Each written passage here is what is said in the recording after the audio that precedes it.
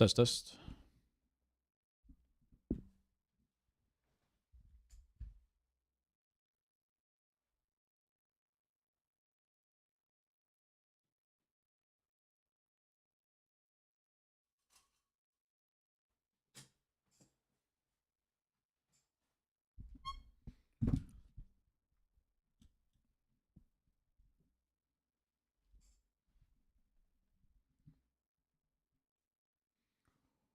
Welcome, welcome.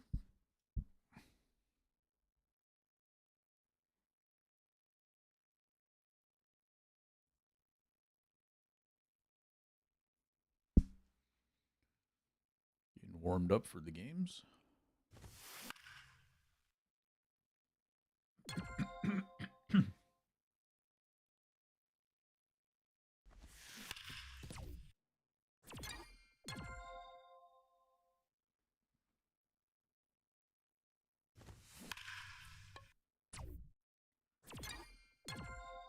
I'm going to say it's good that we're turning on a fastball, but it was on veterans, so does it count?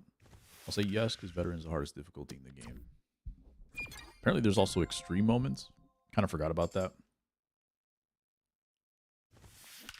Maybe I'll go work on them at some point. Probably not today, though.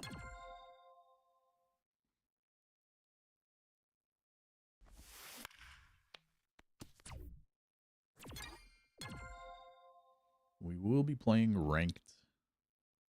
Starting at 700 for the first time in a while. Possibly all year.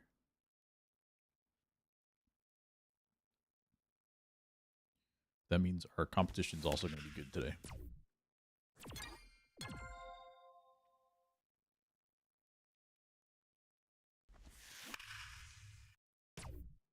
Hopefully all the people that were really good at ranked already got to World Series yesterday. And we don't have to deal with them.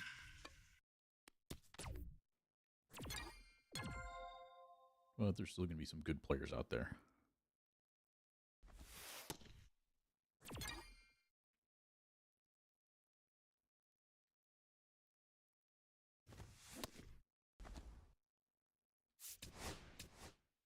All right, good enough for a warm-up.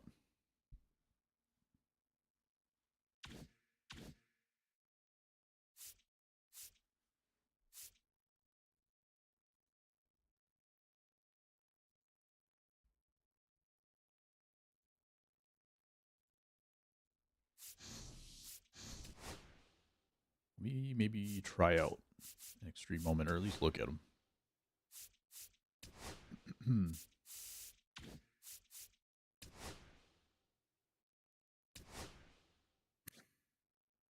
Danny Jansen, not very good. Well, should look at the second card probably. Let's show a weird defensive profile. You don't see that one too often. There's Jim Edmonds. The second card has less speed. And neither of these cards can play right field. Kind of a bummer. Although I feel like Jim Edmonds' best cards I can never really hit with anyway. So we're not really missing out on much. Oh, let's see. Don't walk two batters. Oh, you have to do the ones in order. Don't give up a hit. Don't give up a run and 3 outs. That's not too bad, but the first 2 are pitching moments. 2 sack flies over 4 plate appearances. That's so weird. Double, triple home run in 1 inning. And get caught stealing twice without successfully stealing. That one is not impossible. Well, that one's pretty easy. If you get the double and the triple, that one should be easy enough.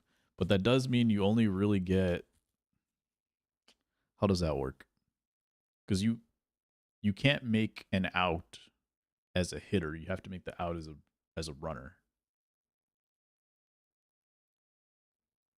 Well, I guess you get 1 out. If it's the first out, you can do that. Last 2 have to be on the base running. On base running. This game is so meta where they include extreme with veteran difficulty. They get it. They understand. They understand. This could have been done in 1 try if it was on legend. On veteran, no chance. I was just saying that too about turning on a pitch. 'Cause I hit a fastball inside when I was warming up, and I was like, I don't know if that counts because it's on veteran, but then I thought about it, and if it's on veteran, it should count double. So yes, yes, indeed. Weekend Classic starts in 15 days. I played 2 games of Weekend Classic, got like 3 hits total, and so I gave up. I'm going to back out of this because I am currently in crossplay, and I don't want to be.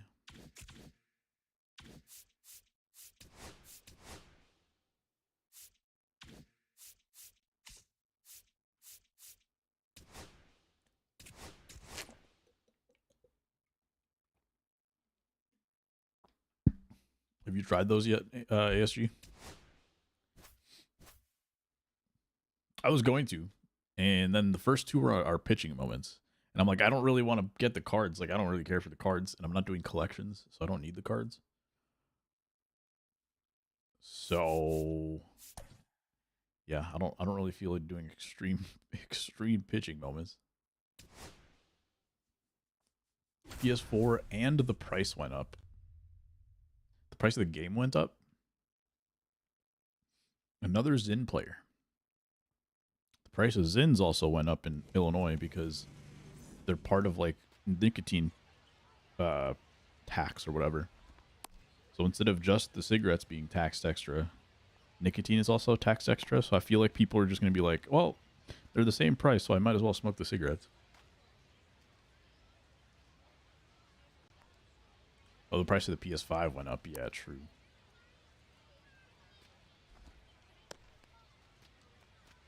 And they were like talking about working on the PS6 or whatever. Probably not worth it. It's Verlander. We're going to be playing on Hall of Fame in this game. And the first pitch is an opposite field home run from Rod Carew. Oh, man. Gotta love it. What a start.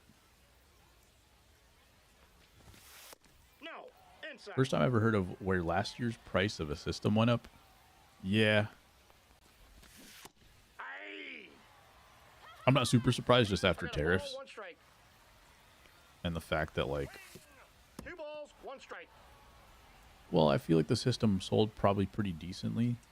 But it was just such a weird... Like, the whole PS5 era was weird. And apparently Salvador Perez... Apparently I am turning on fastballs inside. 99 inside, 117 off the bat of Salvador Perez.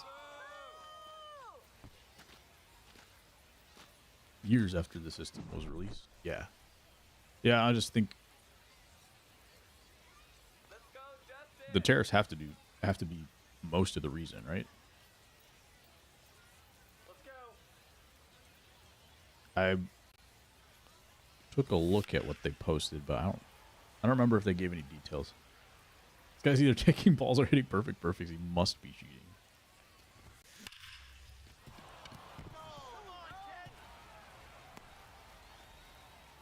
Must be. And there's some funky stuff going on there. The third baseman, number 5. Just scooped up that guy's shoulder. Right. I feel like that's the first hit I've had with Griffey that wasn't a home run. Hey! 0-1's the count.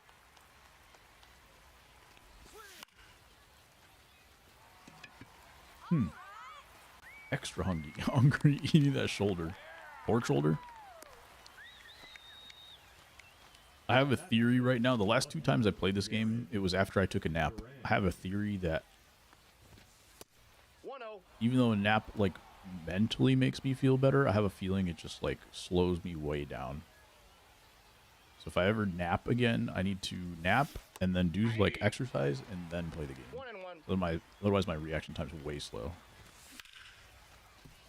Today I did not take a nap, and I'm tired.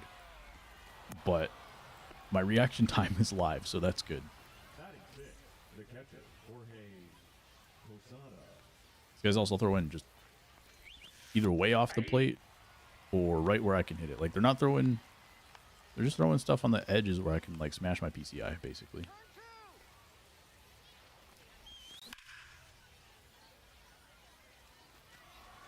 I was still 95 off the bat somehow.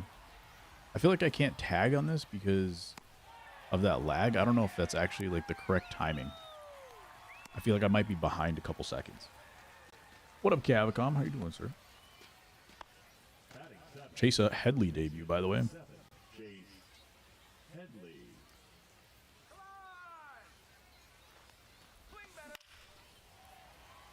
Swing feels great.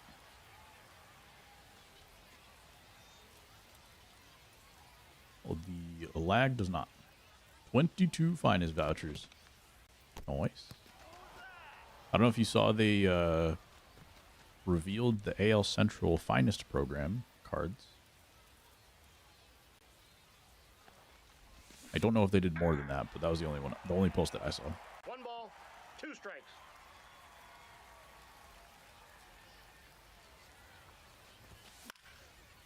Staying alive on the sinker.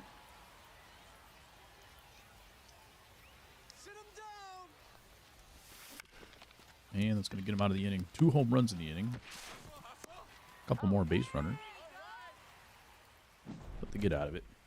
Neon program. Is that what they're calling it? Cards look nice.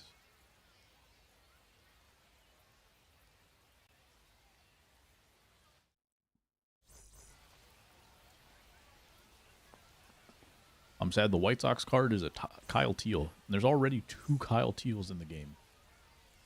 Which means when I put Kyle Teal in my lineup, he's going to be replacing Kyle Teal. Yo, what's up, laddie? How you doing, man? Good evening. Ball, that's out. How are you doing tonight? Is that Jackie Robinson? No, that's With the down. highest power right of any Jackie Robinson we've ever seen. So this card could have been so cool had he come out like a month and a half ago. Now he's a bench bat. Got the White Sox finest? Oh, you got the finest voucher already, so you're just good to go. Batting second, the catcher. Wait, this one isn't finest, right? This one's just, like you said, the Neon program. So you got the finest voucher, but then does the voucher that you have already apply to whatever card we're getting this Friday? Ball, that's inside. How does that work?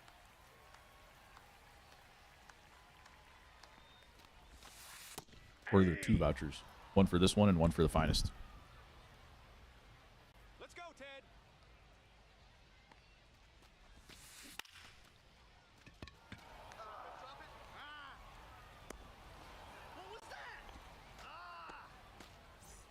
I think Savali was the only White Sox card we've gotten in a while, but Colson Montgomery hit 4 home runs in a row. 0-1. I don't know. He might get some kind of upgraded card. I think he's already got a 98 or something. That card I can hit well with. Excuse me. No balls, 2 strikes. So I'm hoping he gets a 99 as well. Ball. But I would guess that he's going to be looked at for a finest card. So he might not get like a monthly or something. 2 balls, 2 strikes.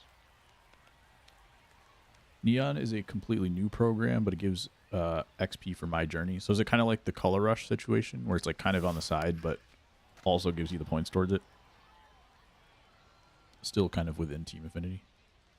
Okay, gotcha. Full count.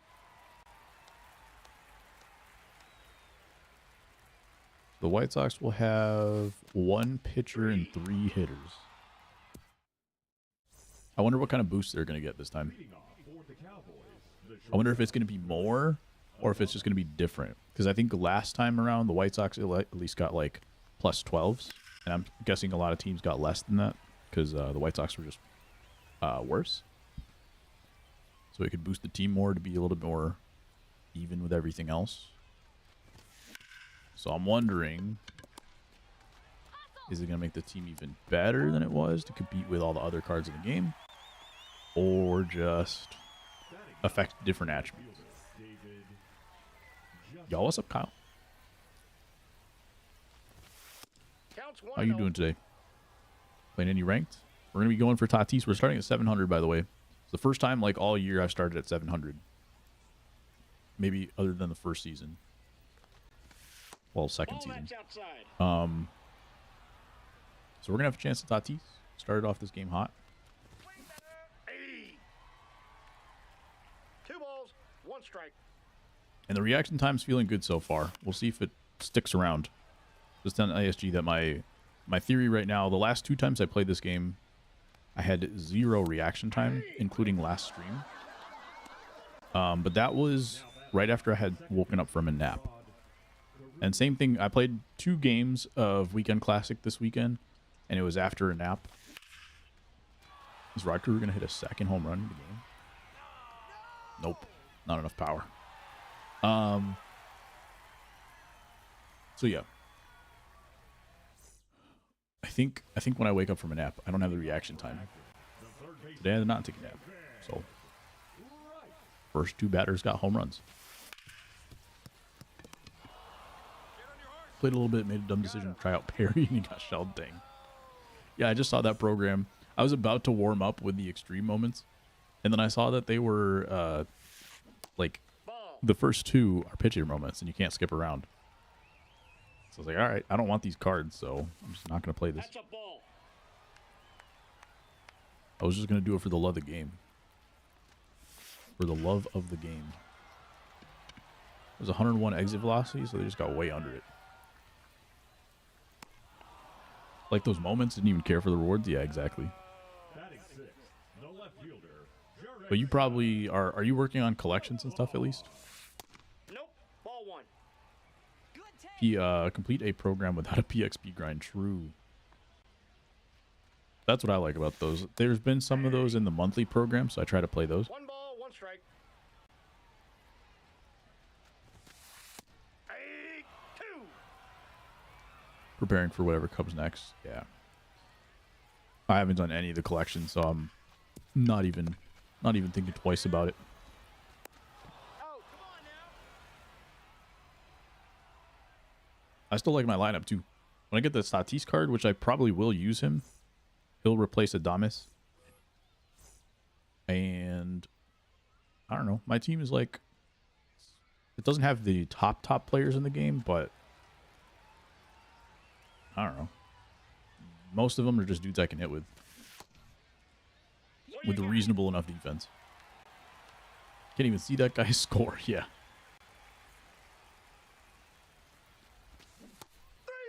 Swing and a miss. You can't tell if it's a 0 or an 8. The center fielder, number 24, Ken Griffey Jr.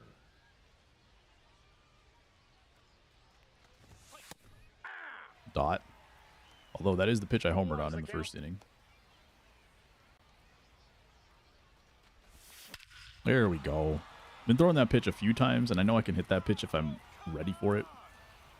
A lot of times I'll be just late. It'll be one of those swings that's in the green, but in the late part, and it shows up as just late. And then it goes like 95 miles an hour to right center for an out. This David Wright card I've been swinging really well with. I knew if I could get just a little earlier on that slider, I could smack it. It's white on white, you can't see anything. Oh, really? I can see like the bottom half of it. For me, it's like gray on white.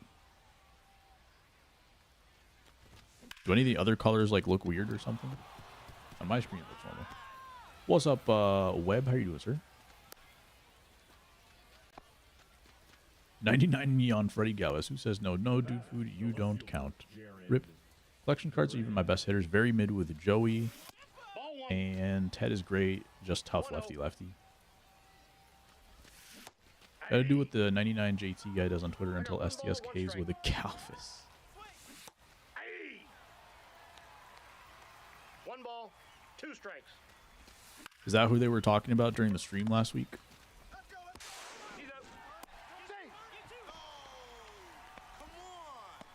For a second, I thought they were talking about John Bear with Pee Wee Reese, and I was like, they're not going to release Pee Wee Reese in August, but you know, maybe. Is that JT, like JT Realmuto?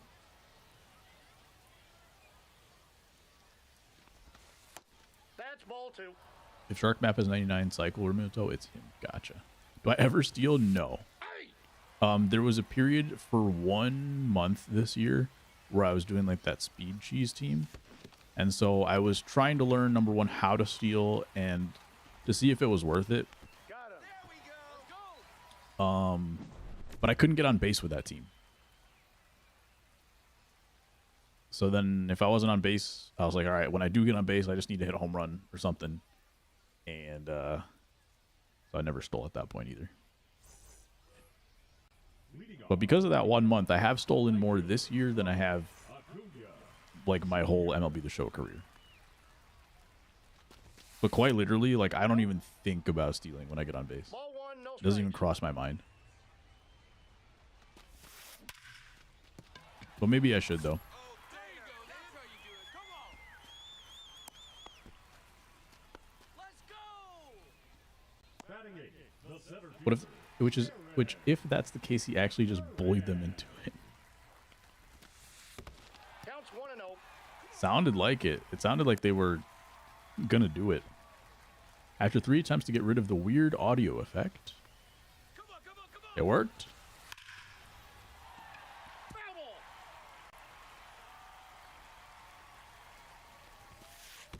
Two balls, one strike. So hard to tell if they're gonna pump fake or not. I don't think that used to be a problem, but That's ball three. catcher throw meter is way finicky. Full count. Too fast. Stole it on the pitcher. All right, they're back on the board. They're on right first. Touchdown.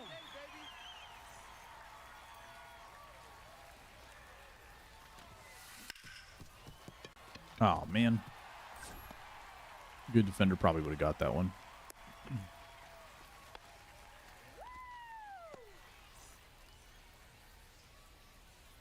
They almost homered on a hanging cutter last time up and hung again. Just missed it. It's only bullying if you have malicious intent, and if you're wanting 99 Real Mito is malicious, then I don't want to be benign.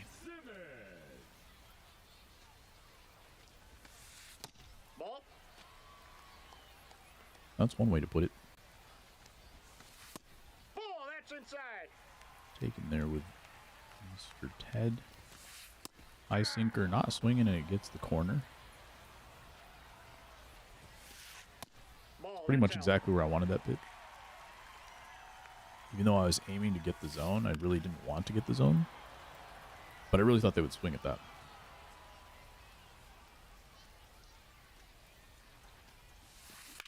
Circle change, just missed it.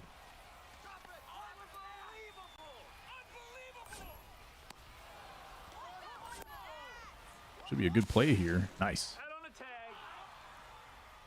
2 blue throws. I might have to start bullying you back in the co-op. leading off for I didn't say it would work. the first baseman, Chase You can try. Headley.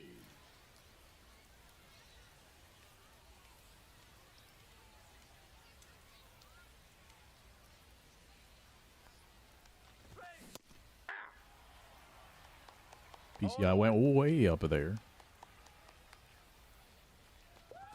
How are we feeling about vision this year? No I feel like balls, people 2 still strikes. really feel it online. Seems like a lot of cards lately have been coming in with low vision, and that's the one thing people have been not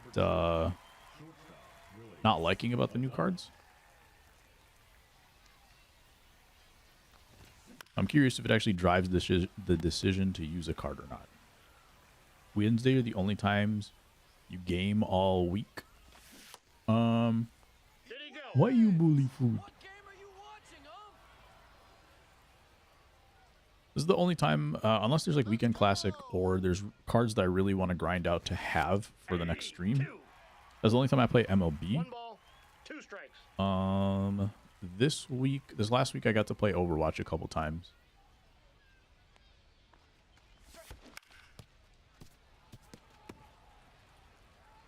But yeah, Wednesdays are the only times, like when I'm streaming is the only like regularly scheduled time that I'll play.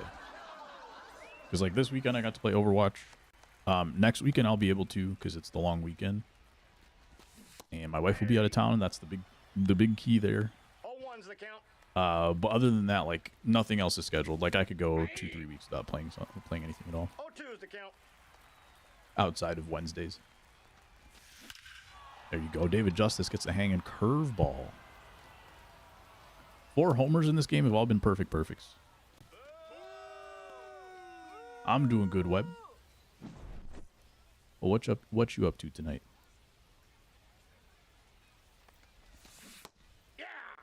Poison ivy this week? Oh no. And another allergic reaction? Were you guys out adventuring? And ground out for Rod Carew, but we get another run. 4 runs in 4 innings. I played 2 games a week in Classic. And I was in the Legend division because I got up to Legend. I played 1 game on Legend and ranked last stream. Lost that game. So I was playing in the Legend division with barely any Legend reps this year. And I think in 2 games I scored like 1 run on like 3 hits total. So I gave up after that. Doing yard work, dang. Hopefully it's all cleared out now. Hung that one real bad. You make Justice look like he's a must start right. And I have him in the 9 hole and I just can't move him out of there. There's some times where like it doesn't make sense that a player is good. And so you're like, oh, you got him in the 9 hole. They're the best hitter on your team. I want to put him up in the 4 hole. And then you're like, okay, now I've changed too much. Your opponent's like, why is this guy in the 4 hole? I got to lock in against him. Whereas sometimes you sneak him at the bottom of the order, like, this guy just has him just because. You get a couple meatballs here and there.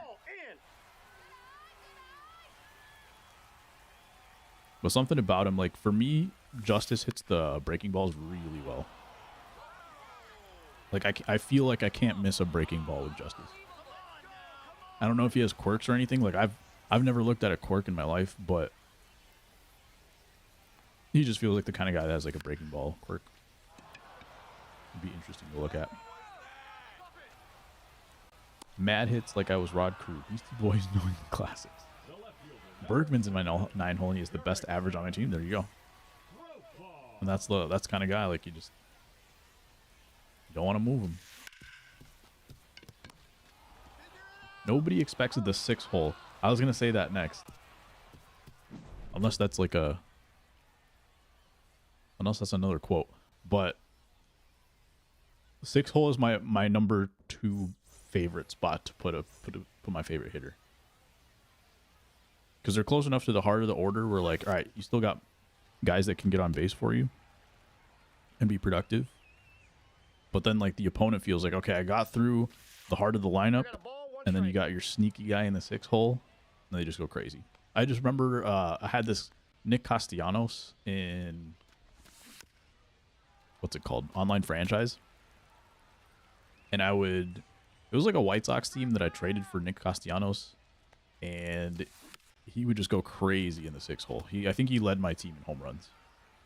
After 5, nobody pays attention. Yeah. Put your best hitter at 2. On paper, gets more at bats. On paper, yes. My only thing about that is, I think people pitch differently to different parts of the lineup. That's one part of it, and the other part of it is sometimes you as a hitter hit differently when there's like less pressure on, like, let's say your 9 hitters like not hitting with runners in scoring position, so you hit a bunch of homers with them because you're hitting free and easy, versus like certain guys, and for me at least, there's a stark difference between runners in scoring position and regular average for me. Like, if you look at my averages right now, half my guys will have 400 average with runners in scoring position, and half of them will be like 120. I do not have Beltron. I don't have any high diamonds. I pulled them all, but I sold them all.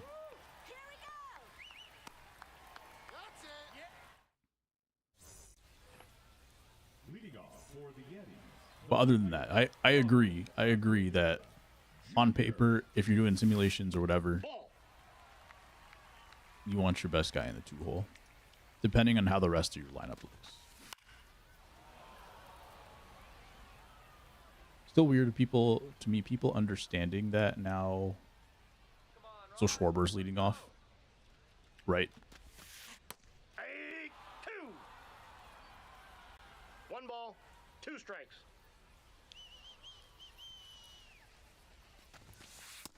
Ball inside.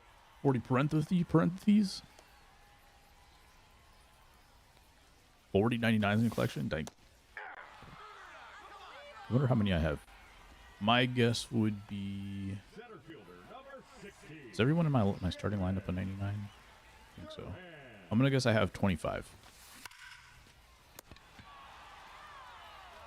Press shift by habit. Got you. I do that too sometimes. Hey! 0-1's the count. It is interesting, like, kind of messing with the theory behind that stuff.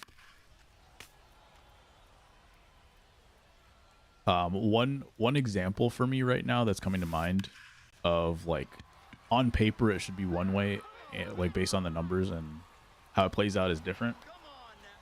2 examples actually. One is from Out of the Park, actually, Cavicom, and my perfect team. I have the 90 or the perfect Pujols.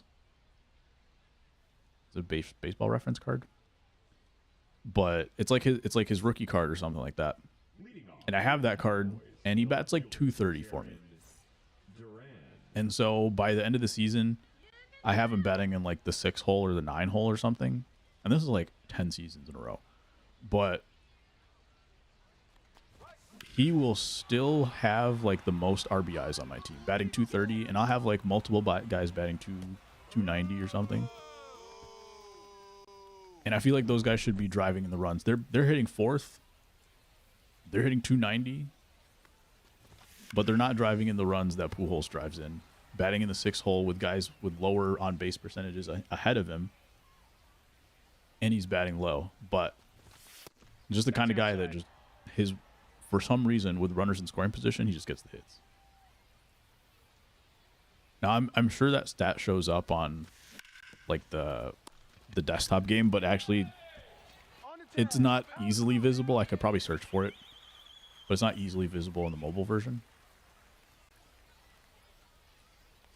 So I never actually look for it, but 1-0. that's one where like it annoys me how I feel like you should just not be able to drive in runs with that batting average. 1-1. One other example is like Tim Anderson, Time. He got hit. First base. and he was like a high batting average guy, so you would think he was high batting average and a low on base guy when he was like pretty good. And so people were questioning why he was batting leadoff,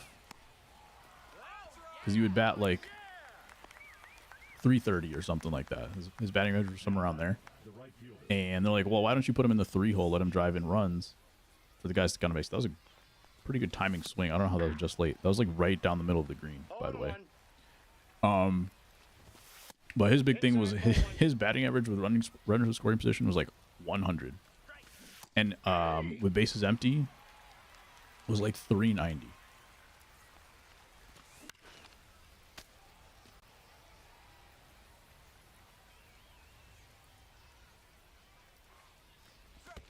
Ooh. So definitely people like pitched him differently, because when nobody was on, they would just let him hit it. If you hit it, it was fine, because he would just get hit a single, and nobody cared. And then once runners were in scoring position, they would just spam him sliders, and he couldn't hit it, and he couldn't lay off of it.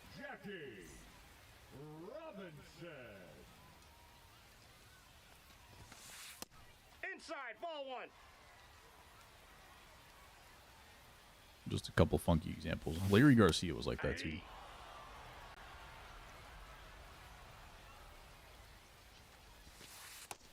But that also gets into the stealing thing.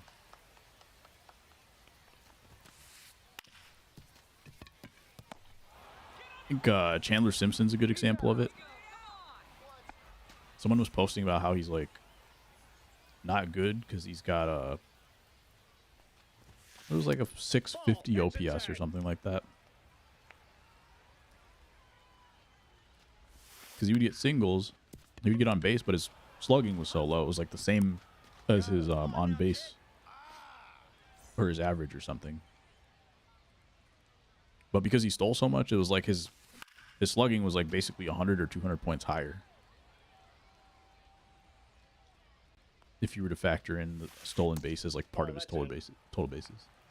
Guy like Chandler Simpson should bat 9. Why is that? Schwarber with his second homer of the game. We were cruising for a little bit there. This one wasn't... It's not a good home run because it's a low and into a lefty. Or, sorry, it was not a good pitch. But it wasn't as much of a hanger as the first one was.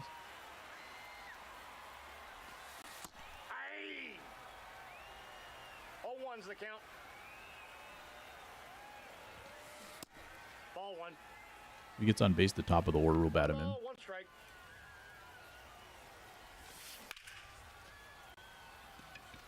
Come on now. Let's go.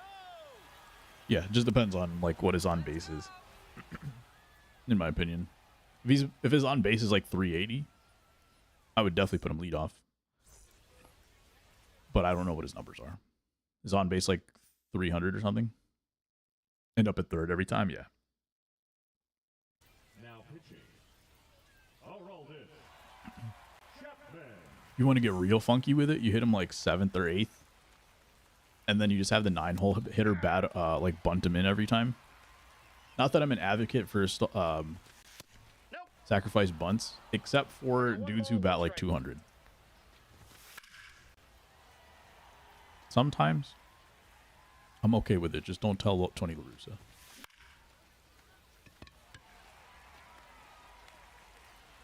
AL Cy Young prediction. It's getting close. I don't know if I've been following close enough to say. Your leadoff guy can bunt for hit. True, true, true.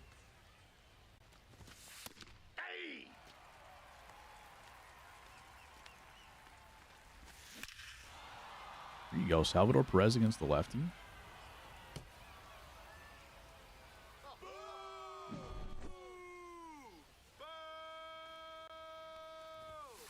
Ball inside.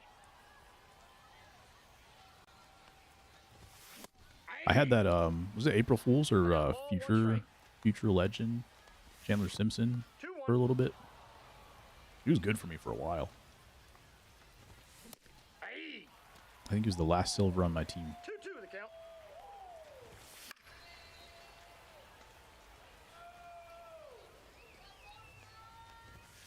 Three.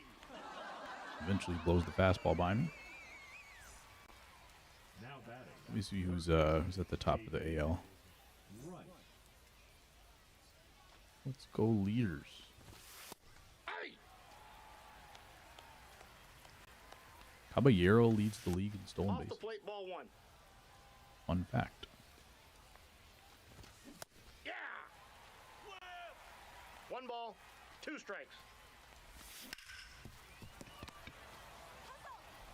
Did Scuba win last year? He's out.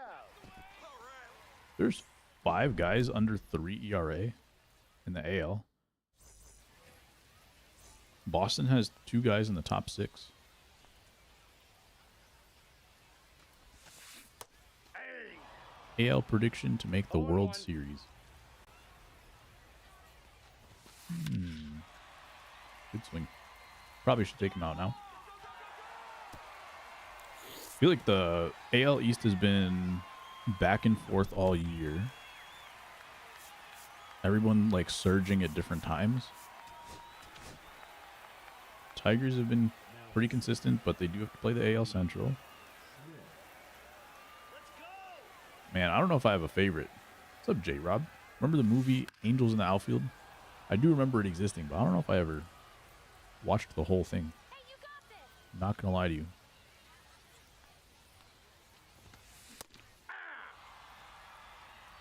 No balls, 2 strikes. Houston got Alvarez back today.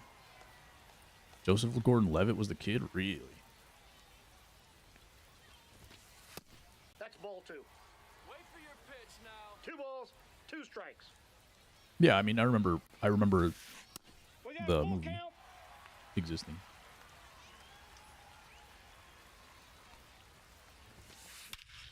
Oh, that's a home run. All right. Get out. League of Our Own? Our Own or Their Own? I did watch that one finally last year.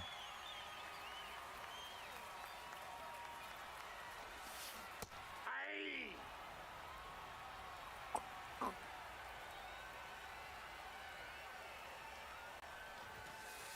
Aye. Tom Hanks, yep. I don't know. Houston with the trade plus Jordan coming back right now Ball 1. could be them. Is their starting pitching good? Ain't no crying in baseball. 3. Finally getting out here in the 7th after they've really got themselves back in this game. Leave their own, right? Ball, that's off the plate. Mariners have been hanging around with Cal Raleigh. Brian Woo's at the top of was top 5 in the AL pitching wise as well. They've got some stuff. The thing is, I don't know who's got the depth. That's the problem for me right now, looking at the top of the standings. Aye. I feel like the Boston Red Sox had 2 really good winning streaks. The Blue Jays, I know, have been blowing some games, but they're at the top of the leaderboard right now. The Yankees, No, that's a foul ball. I feel like they've been just a few blown saves away from, like, being at the top of the list as well. So if their bullpen gets hot, then maybe they're fine too. Depth scares me. When anyone not named Chapman isn't out there, it scares me. Fair. Yeah, like I said, J-Rob, I watched that one. Chicago, the left fielder, Jaron. Don't know. There we go. Get on base.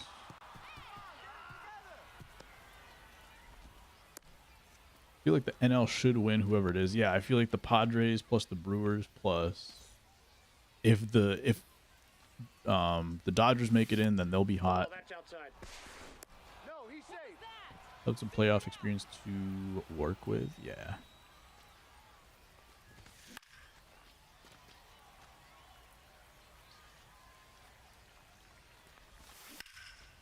Please get up. It's 89 off the bat. Major League was cool. Still haven't seen that one. Phillies. Are the Phillies relevant? The Cubs seem like they're sliding, but I don't know if they're going to be in a wild card position. Actually, the Cubs have like the same record as the Dodgers and the Padres.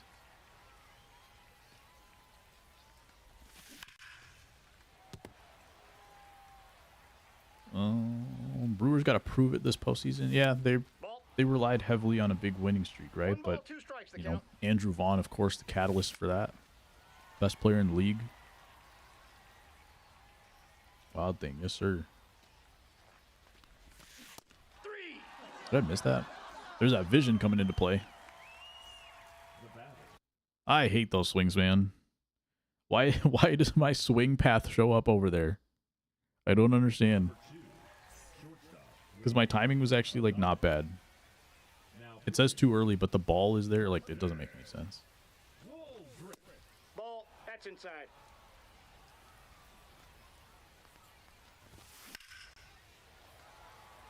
I didn't play the Dodgers and Ohtani comes in from the outfield to close the series.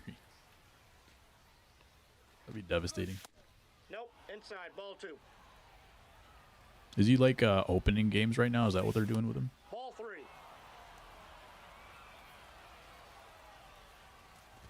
The Brewers always seem to have, like, whenever the Brewers do make it to the postseason, they always seem to have like the most balanced team. But then it seems like they're always just short, like a superstar or something. Just one guy to like carry them through. You got this. I feel like that always happens with the Brewers. Is that getting up? Oh man, that was a line drive. I just kept going up and up. And it's going to be a 3-run homer for David Justice, second homer of the game. And we get all those runs back on one swing. And you know what happened right before that home run? A walk. If you can believe it.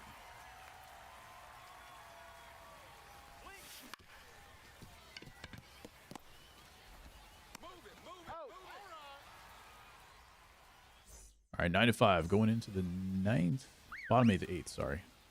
I was trying to get this game over with, apparently. Babe Ruth. Now pitching. Used to have baseball cards. Ooh. Aaron O'Day.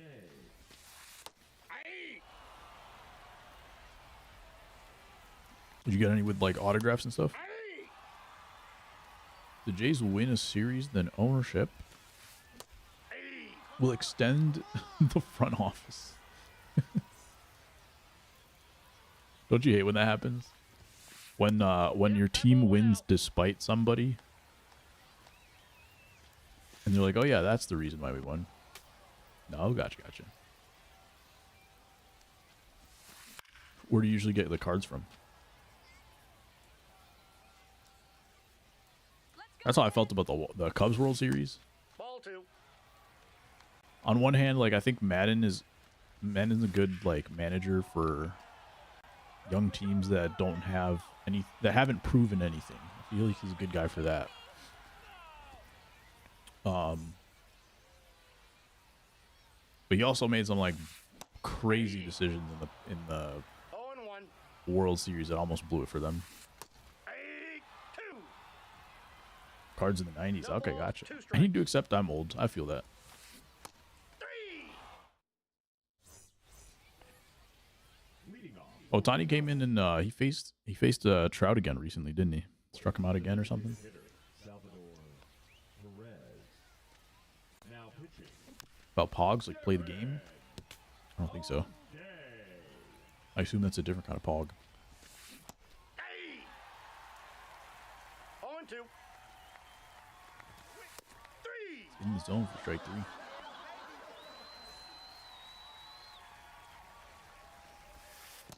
Ball 1, no Can't strike. really see the ball out of his hand for some reason. Is it because of the... Oh, it's because of the little sign below here. There's always something, man. Ball 3. These ballparks, 3-0. these minor league ballparks, Hey. there's always something. 3 There's a little balls, sign 1 strike. beneath the batter's eye that's white. And Darren O'Day's arm slot comes out of there. You can't see it.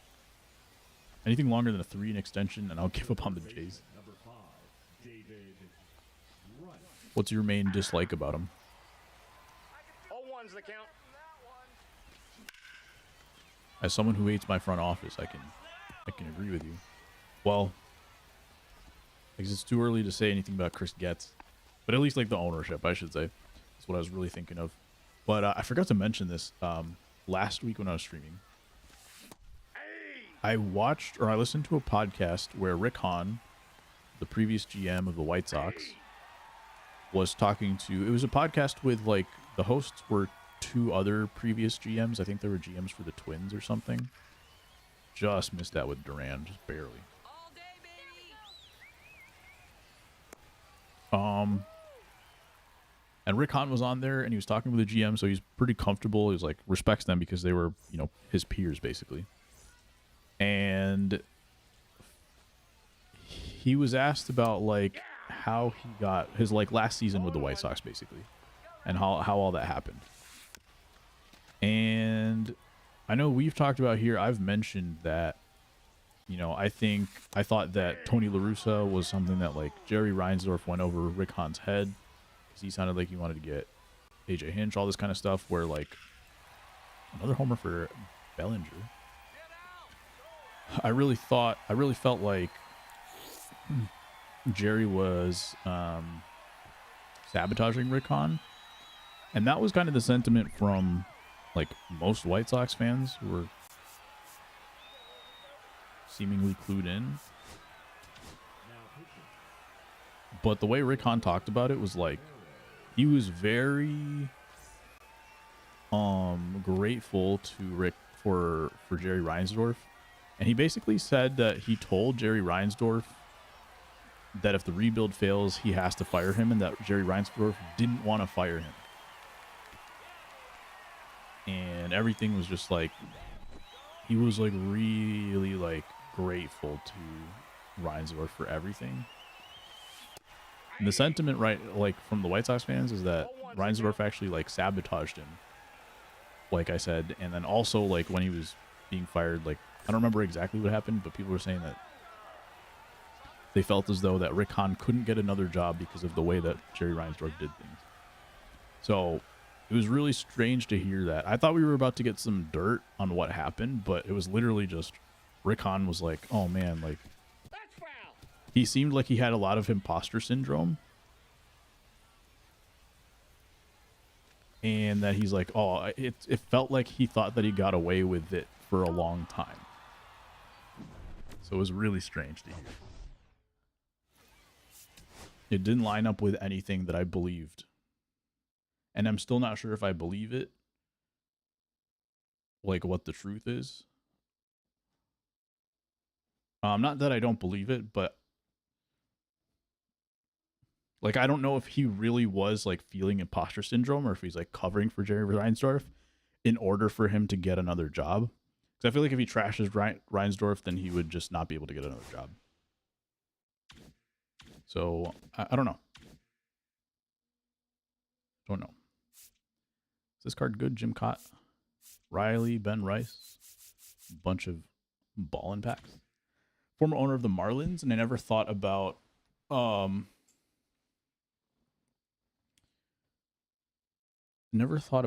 owners want to talk revenue.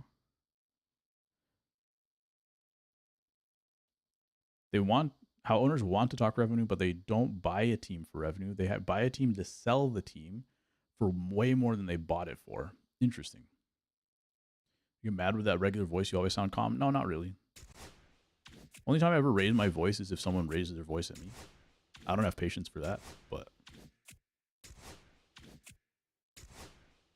otherwise, no. Marlins owner was the same guy who destroyed baseball in Montreal. Really? It is interesting because, like,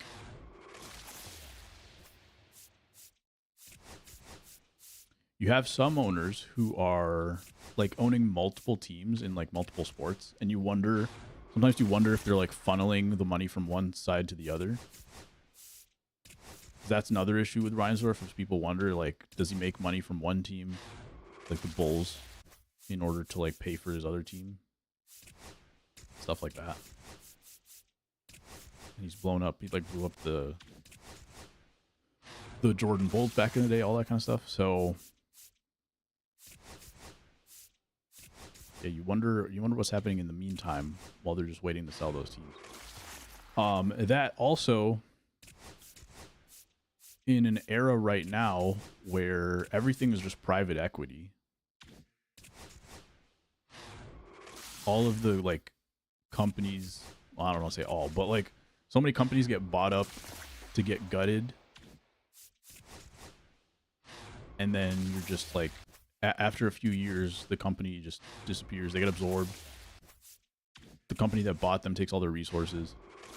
There's like weird stuff that happens in other aspects of our economy that I'm also wondering, like, as you mentioned that, like how much is also happening in sports. I don't know if that makes sense.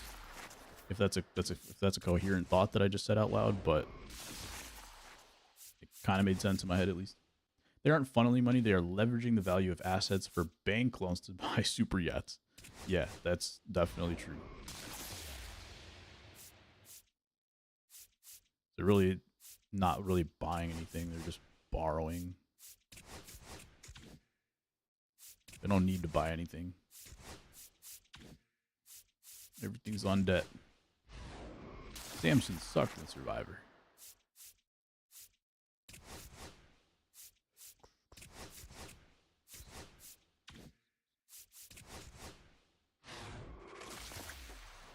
Championship Series reward Premier Pack.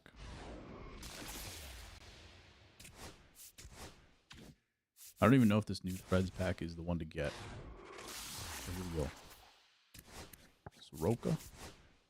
Got him already. Soroka. Got him already. Tyler Rogers. Can't sell him apparently.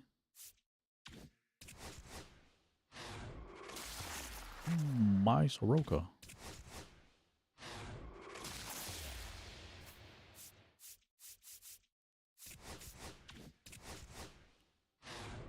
But yeah, there's a lot of reasons why I think like salary cap, those kinds of things are not good for baseball. But there's way more reasons why I think not having some kind of parameters, whatever they may be, just having it completely wide open seems silly to me. I know that they have like competitive balance tax and stuff like that. My idea was that you have an extension signing bonus pool.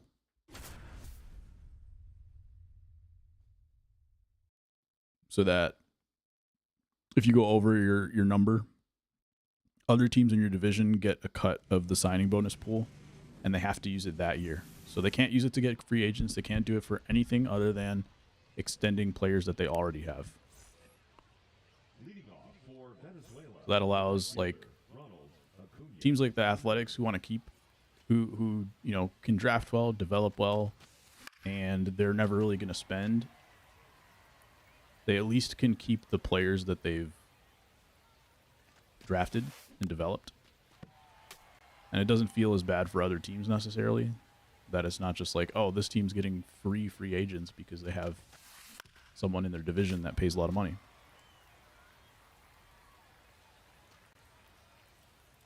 I feel like that feels different, like taking something away, taking away a free agent versus keeping someone they already had. I feel like is a slightly different, but makes enough of a difference.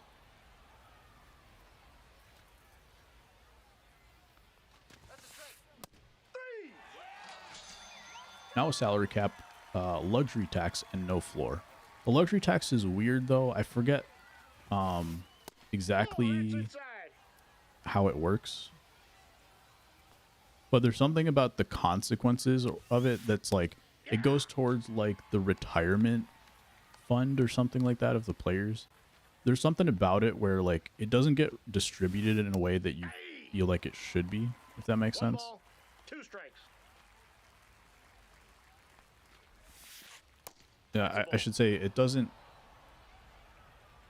feel like it gets distributed in a way that helps teams that need it / punish the team enough. Buying MLB.TV is going to destroy the MLB.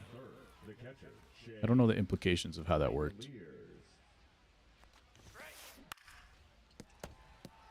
But, I mean, cable TV, well, I don't know. There's so much also of, like, the cable versus streaming stuff with the blackouts specifically. Because, like, cable feels like it's only surviving because of sports, because of blackouts. And so they're probably like, there's probably some deal going on there that is hard to untangle. And at the same time, you got like ESPN, you know, they're doing some weird stuff with their streaming and like buying companies and whatever. And so then it becomes harder on that end. Now that maybe we do get to a point where we get away from the cable companies and in the blackouts, but then as soon as that ends, then you're in that situation where like ESPN's got everything, and I don't know. You go from one problem to another problem. That's what I'm trying to say. Nope. It's not the distribution that's important. But that you can't have salaries over a certain amount for multiple years. None of the owners are poor. Sale makes it impossible to end blackouts. Really? How does that work? What is ESPN like? Did ESPN already establish what they are going to be doing to make that continue to be a problem.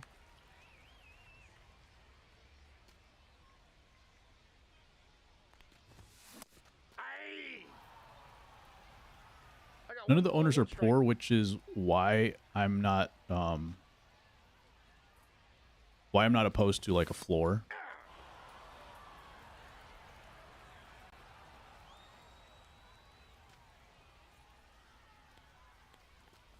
And also to agree with your point about like selling your team versus the revenue that it's generating, because that's what a lot of people do with like real estate, right? Like you're trying to break even or make just a little bit of profit on your real estate because you're holding it for the value when you sell it. Like you're just trying to cover the mortgage to get your equity. And people are okay with that because they feel like that's worth it for them.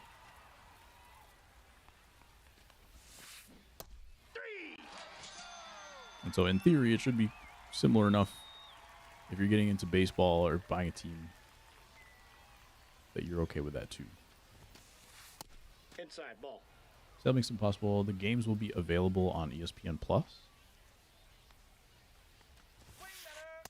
No, that's low.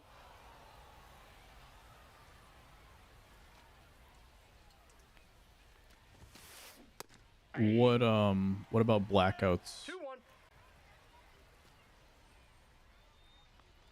Makes that worse. Because ESPN Plus is not inherently regional, right? That's the main issue with cable. Is that because cable's regional, there's more incentive for blackouts. But if ESPN owns it and they just want everybody to see it, because they're not limited by region. Unless they are, but I assume they're not limited by region. What would be their benefit to continuing blackouts? 1 ball, 2 strikes.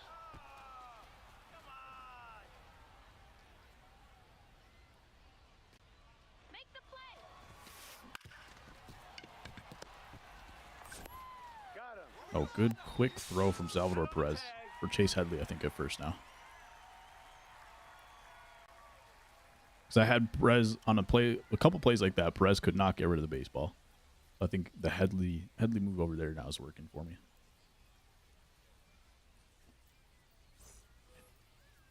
Leading off for the Cowboys, the third baseman, David Wright. We'll have the exclusive rights to streaming games online.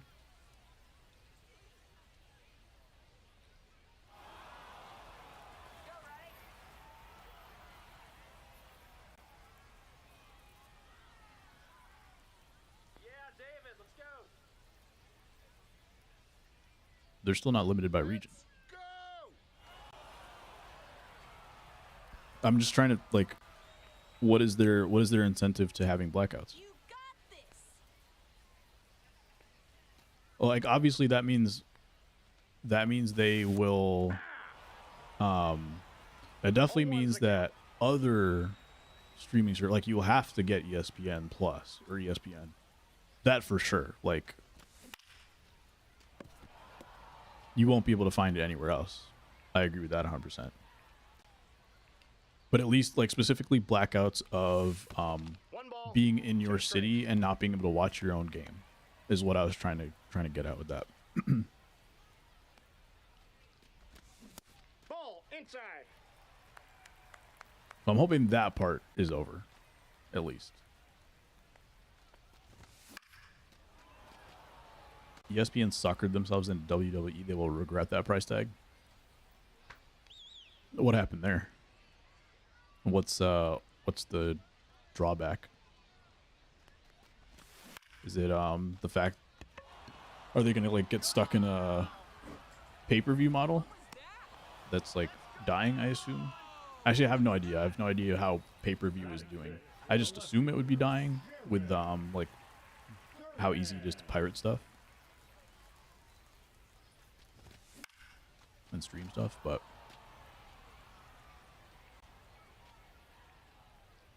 unless they're able to just Did he go? not have to do pay-per-view. Unless WWE doesn't even do that. I don't even know. I don't know much when it comes to fighting and wrestling.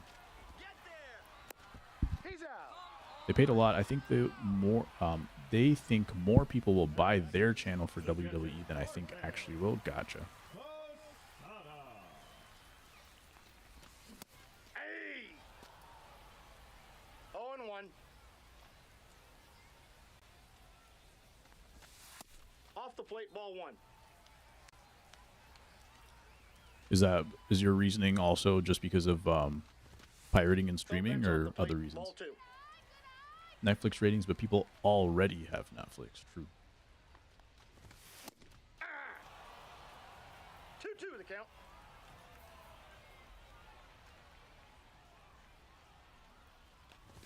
I wonder if they're hoping that their Disney Plus bundle, obviously being both owned by Disney, I wonder if they're thinking that that bundle is gonna save them. Foul ball. Netflix had 100 million subscribers. Counts full.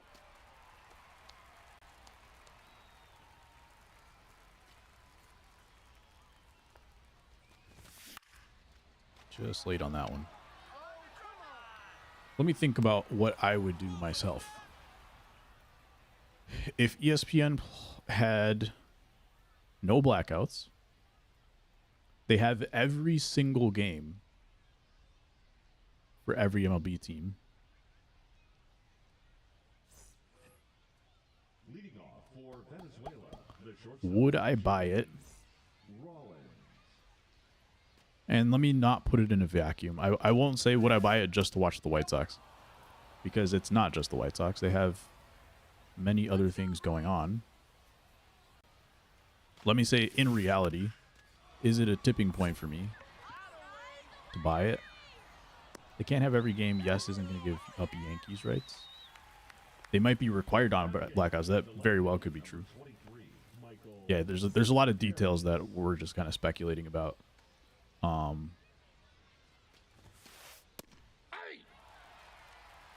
Maybe they're just like,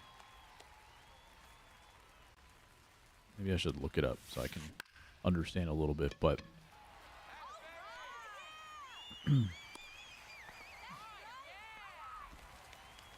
definitely if any regional networks are still there,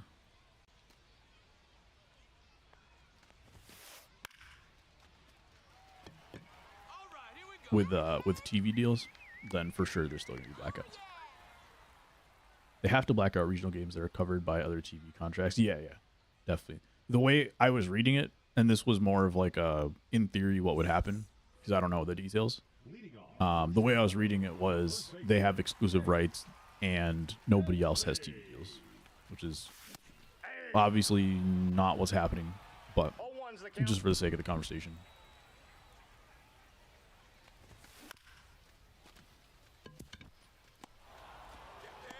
He's out. Let me actually just look up the gist of what's going on. ESPN exclusive MLB. Hey. Smaller package of MLB exclusive, 0-2. but they will lose their Sunday Night Baseball slot.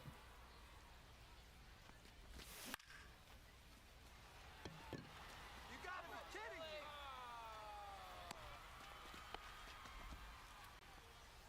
Batting ninth, the right fielder, David Justice.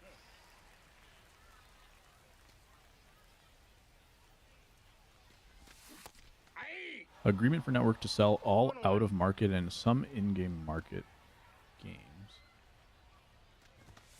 Ball inside.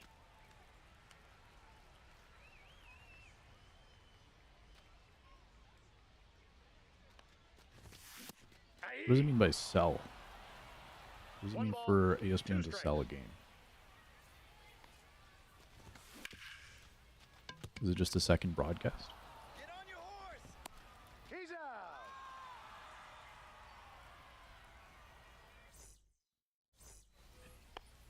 Leading off for the Chupacabras, the right fielder, Ronald Acuna Jr.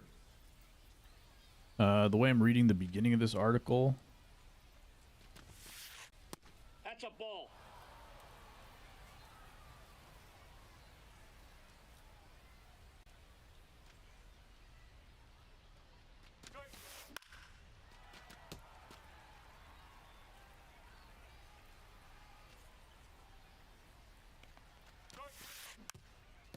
well,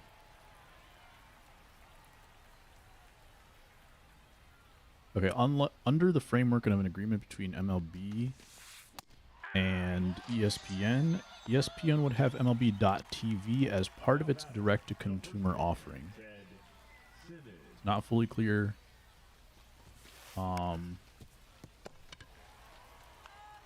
Yet, if out-of-market subscribers who pay for the package through cable would still be able to receive MLB TV that way. Sounds like they kind of bought MLB TV. That's what I'm not sure. It almost sounds to me like they're just dropping, like, you know, you like scroll through the on-demand page or the live page, streaming page. You're scrolling through and then like the little squares pop up of whatever's playing. I feel like the squares are just now going to pop up saying like, okay, we have this game, but we're just kind of like re-streaming it. That's what it kind of feels like. Let's go, Roy. Get that free with T-Mobile. Not anymore. Oh, they got rid of that. T-Mobile. I actually just got off of T-Mobile like last week. I had a feeling that wasn't going to last too much longer. I was like, if I still want MLB TV, I'll just buy it and save the money by getting off of T-Mobile.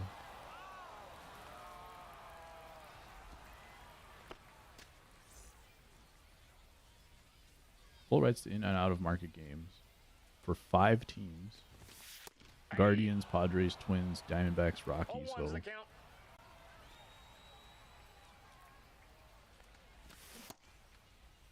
Did he go? no large markets other than San Diego, I think. Or are they considered mid-market? Get on your horse. Got him. Are you kidding me? Are you kidding me? The center fielder, number 24, Ken Griffey Jr. Aye. Trying to understand if this is exclusive. Yeah, exclusive rights sell all Ball. out-of-market That's games. inside. Yeah, it does. Okay, so that part definitely makes it sound like No. MLB TV is Inside. like kind of dead. Got it this year. Didn't know they were stopping it anytime in the future. It just sounds like based off of this, it will be. 2 balls, 2 strikes. 3. Every year that I got it, to be honest, I was like, oh, they can't do this every year, can they? But they have. I've gotten it for like the last 5-10 years, I guess. Schwarber.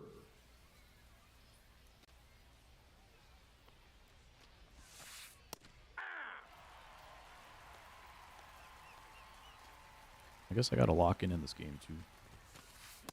That's a ball. I haven't really hit anything, have I?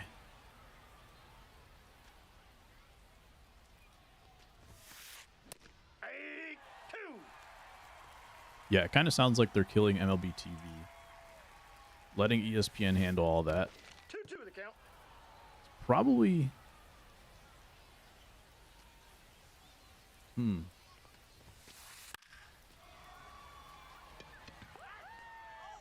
I don't know.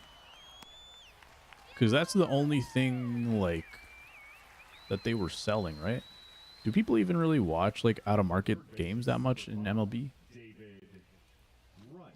I feel like unless you are a person who lives in another market, you can watch your own team. But unlike basketball, right? Like, I feel like basketball, people will watch, like,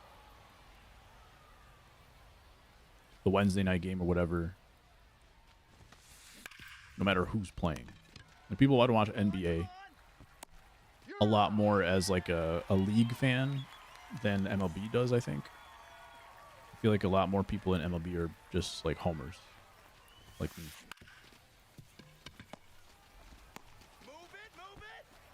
T-Mobile was under contract till 2028, really.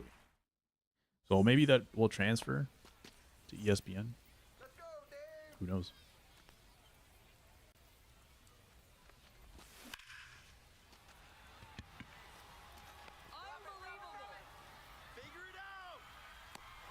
That's really interesting. Because they have obviously like, I feel like they sponsor stuff for the Home Run Derby and other types of sponsorships throughout the year.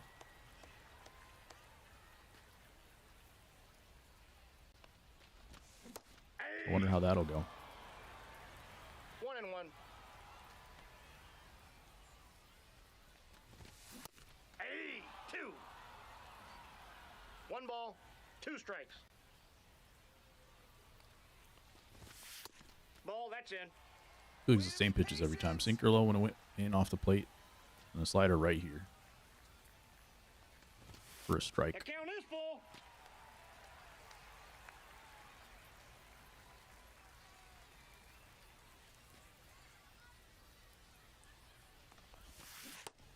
So I'm a curveball for a strike in the same spot.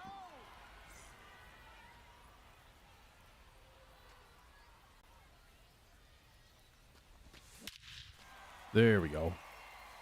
Circle change. I would say I haven't been seeing that much this game, but I haven't really been paying attention, so. Link on stream where ESPN was giving 50% off of his strubs. What the heck? That's crazy. 0-1.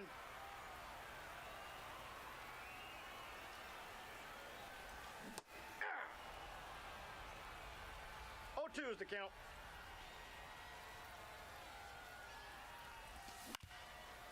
It was cool that like MLB itself was not necessarily sponsoring, but partnering with creators a couple years ago. I don't know if they're still doing it, like the YouTube live games. It was like, I don't think they were actually commentating on anything, but they were just like there in chat and stuff like that, which, you know, not a huge responsibility or anything, but at least cool to be like acknowledged as a MLB partner. Shelfie on John Boy Media, yeah, true.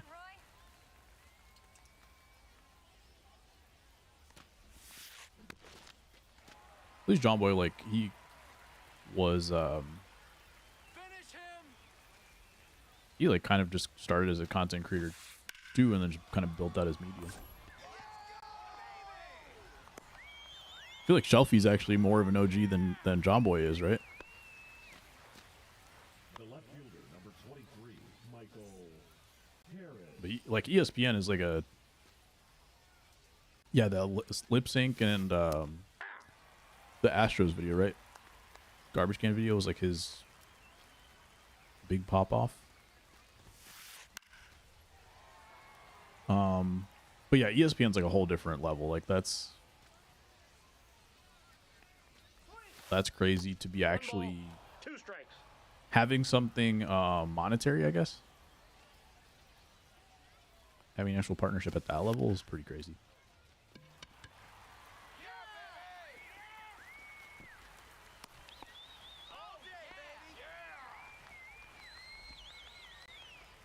Now batting, the center fielder, Willie Castro. I think you have a company like SeatGeek who I feel like pretty much work their way up through affiliate links, right? And like YouTube ads. I feel like everybody knows who they are because of a really good creator campaign for like multiple years. Ball in. So it definitely can work.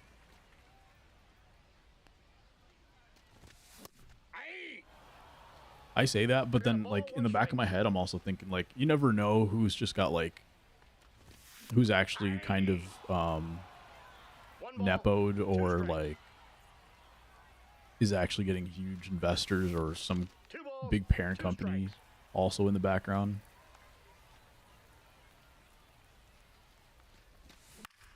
So I can't really say that without actually doing the research, but SeatGeek's one that comes to mind at least. Right fielder, David. With an asterisk. Big if. Ball, that's out. Nepo does have that Marlins owner I was talking about worked. Yep. Hey. 1 ball, 1 strike. Nope, that's inside. What did he do in Montreal?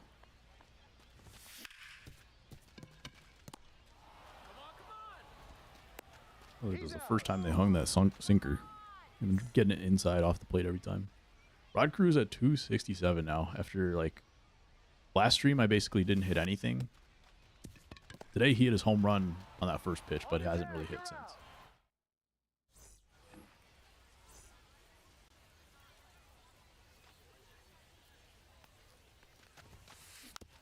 What's up, Byron? How you doing, man? Happy Wednesday.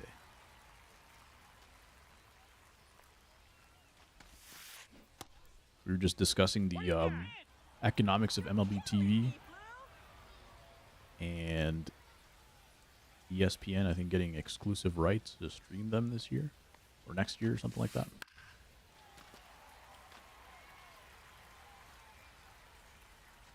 And thinking of all the ways that it could fail. It doesn't sound like it's going to end blackouts, unfortunately. Because that's where I'm at. Like, the White Sox in Chicago, they shut down their, like, sports network.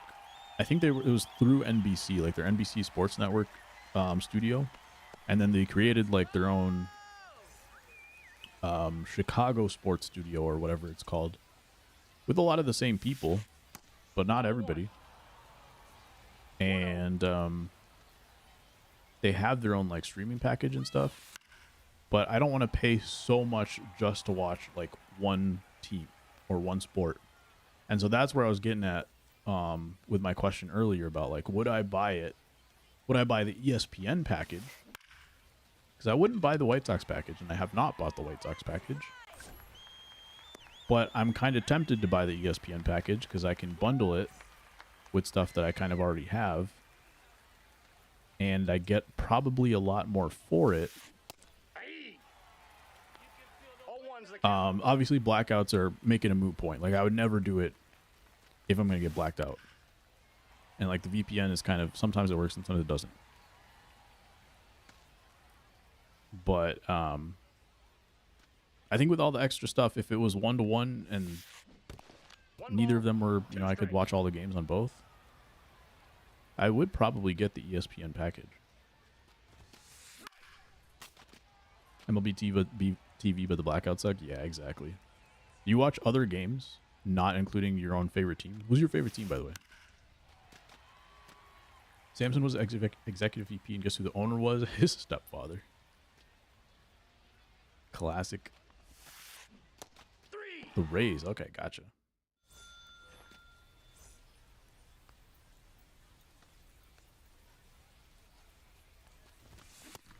Hope. 0-1.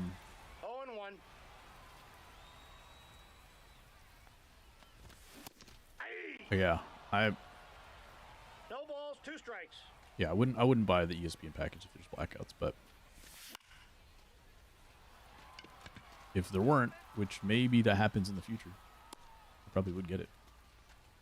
I can watch my team because I live in Arkansas. Oh, okay, perfect. Yep, I'm too close. Too far to get there on a weekday to watch a game. Yeah. Too close to watch it online. 0-1's the count. It's like an hour away. It's not the worst. I'd have to go through traffic to get there. And I don't really want to do that on a weekday.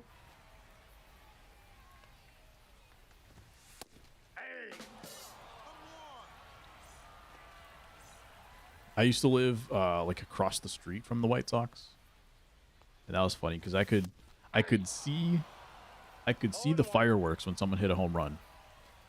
I could hear them from my bedroom. but I couldn't watch the game on TV. And if I was listening on the radio, I would hear the home run. Like if someone hit a walk-off home run, I would hear the fireworks before they showed up on my like app or on the radio. Can't watch the Cards or Royals. Well, at least they're not worth watching. It's a 1-0 game going into the 8th. 70 pitches for Roy Halladay. 2 lefties coming up. Getting a little tired, so I will go to Andrew Miller, I guess. Chapman's a little bit tired. I'll only use him to face like a batter. Like if I got 2 outs in an inning and I face a lefty, I'll bring him in. I gave up 2 homers to Schwarber already in the last game. I got 1 ball, 1 strike. And 2 to Bellinger. And I give up a lot of homers to Hal Schwarber cards. 2 balls, 1 strike. Aye! 2-2 the count. Count is 3-2. I think I'm going to go inside again. Yep. Most of my homers, it's either breaking ball low and in, or it's something hard on the outside half. Did he go? Schwarber just crushes anything on the outside half.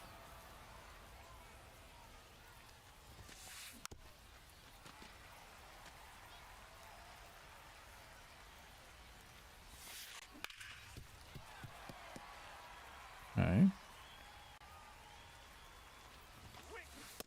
Nice. Been to a White Sox game a few years ago. Tim Anderson was still playing. I was just talking about him a little earlier, too. Crazy how hard he fell off. He became just the worst player in the league.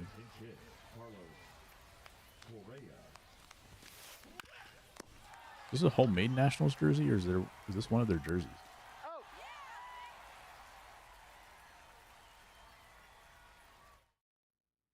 Right now I'm wearing a Eloy Jimenez jersey. Southside. What's it called? City Connect jersey. I don't know if Eloy's still in the league either. I think he was with the Rays, right? Is he still in their system? Ball, that's out. Yeah, I'm so sad that Eloy's gone. Couple guys, like if I see Eloy or Moncada doing well, I get sad immediately.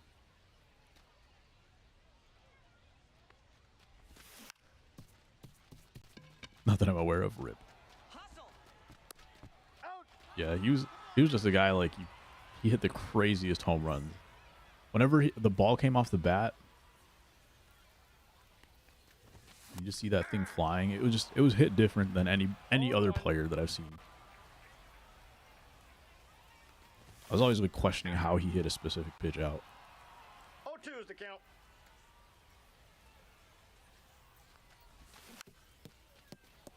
I'm not late, just in college. Dang, isn't that crazy? You just move in yesterday? Did you move in yesterday or over the weekend or something? Got him. I have Tuesday in my head for some reason. Aye! 0-1's the count. Aye! 2. No I would balls, 2 love strikes. an insurance run.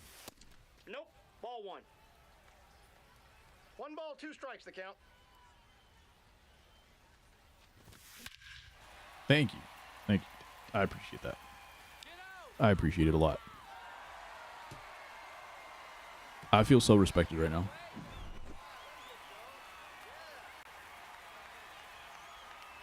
I just had to ask for it. 95 to left center is not going to go, I think. PCI, if I pulled down, it's probably a home run. Thank you, sir. Facts, the White Sox team I love to watch. So fun to watch. They were, honestly. They were fun. They were talented. And then the big old meanie came in and ruined everything. Class A's per 9s are actually bad. I didn't know that. Wait, his hits per 9 is 121. What was I looking at? Maybe his walks per 9 is what I was looking at. Ks per 9, not great, but you get weak contact at least with the hits per 9.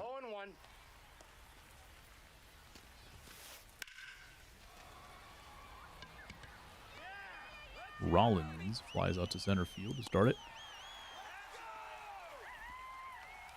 Well, welcome, Dan. Hope everything's good. If you did move yesterday, hope it went well. 0-1's the count. And congratulations. All right, 2 outs.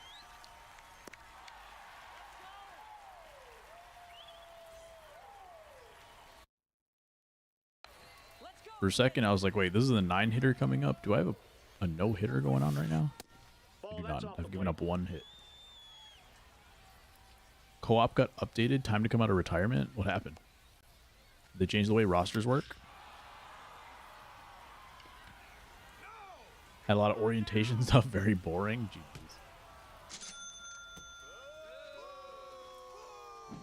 Did you meet anybody at least? That's kind of the good thing about orientation is that you can make a lot of friends. Goals got replaced by 97s? Man. Honestly, that is enticing.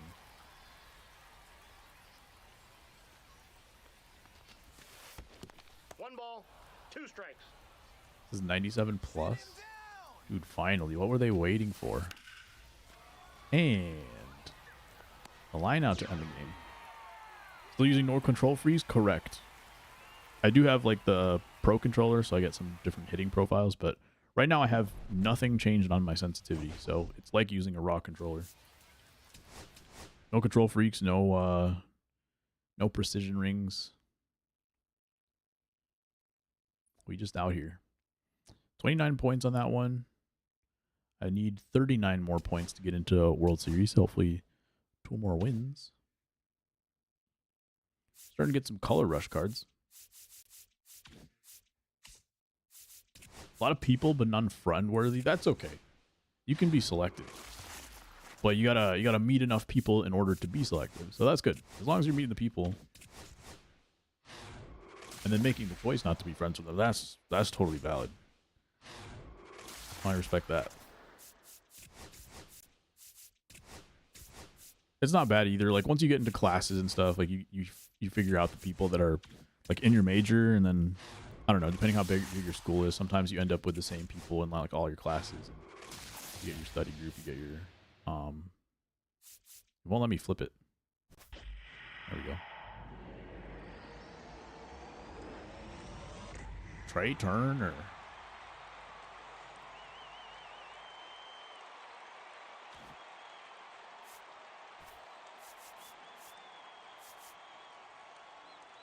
Chapman got you guys the win. Nice. 6425. That's why you're my boy. I try every year, man. I try at the beginning of every year. I try control freaks. I try all these little things. And I'm like, wow, why am I so bad? I got so much worse after the new game came out. And then I just take off the control freaks and then I can hit again. Every time. You do like the control freaks though? Most people do.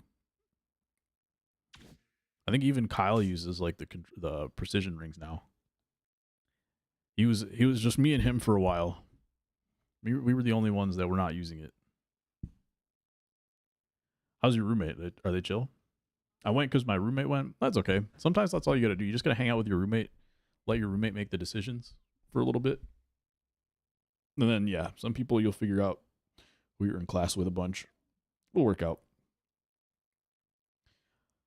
I have no clue how I could hit without the rings now. It's crazy. Now you're using like the highest level of rings too, right? All right, let me I'll be right back in 2 minutes and we'll get back into another game.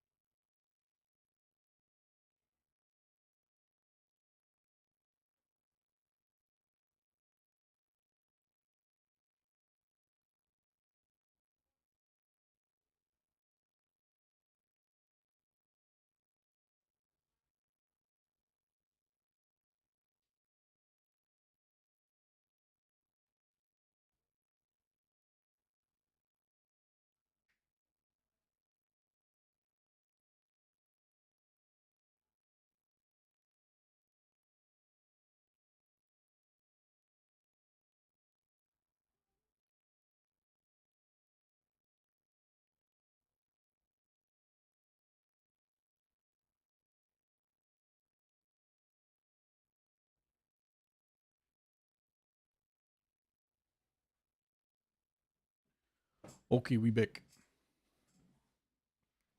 We only speak when we leave the room. Yeah, it's cooked. When we refill water bottles. Dang. Yeah. I feel like you did something, Greg. I feel like you reached out to somebody to try to find a way to get me back into co-op. And you might have found the only way that would have worked.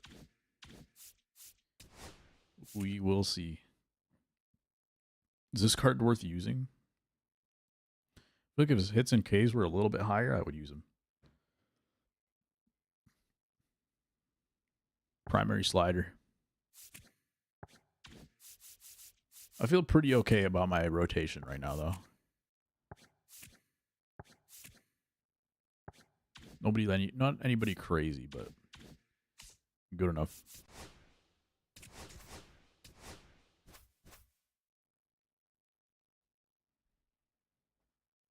I hope they let us pick the 97s, but I doubt it. I feel like that would require them to have a whole different like interface and system. I doubt they'll do that. It's probably easy enough for them to just swap out golds for diamonds in their on their end, but they would have to have like a whole new interface and like draft system or whatever. I doubt that.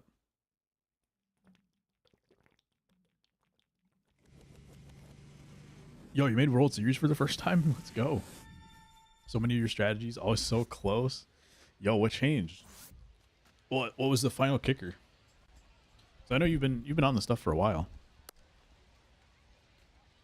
So at that point, I don't feel like it's my strategies, you know? I feel like there's something that you unlocked mentally that got you there finally. But GG's, congratulations. Leading off for the Cubs, the second baseman, number 23.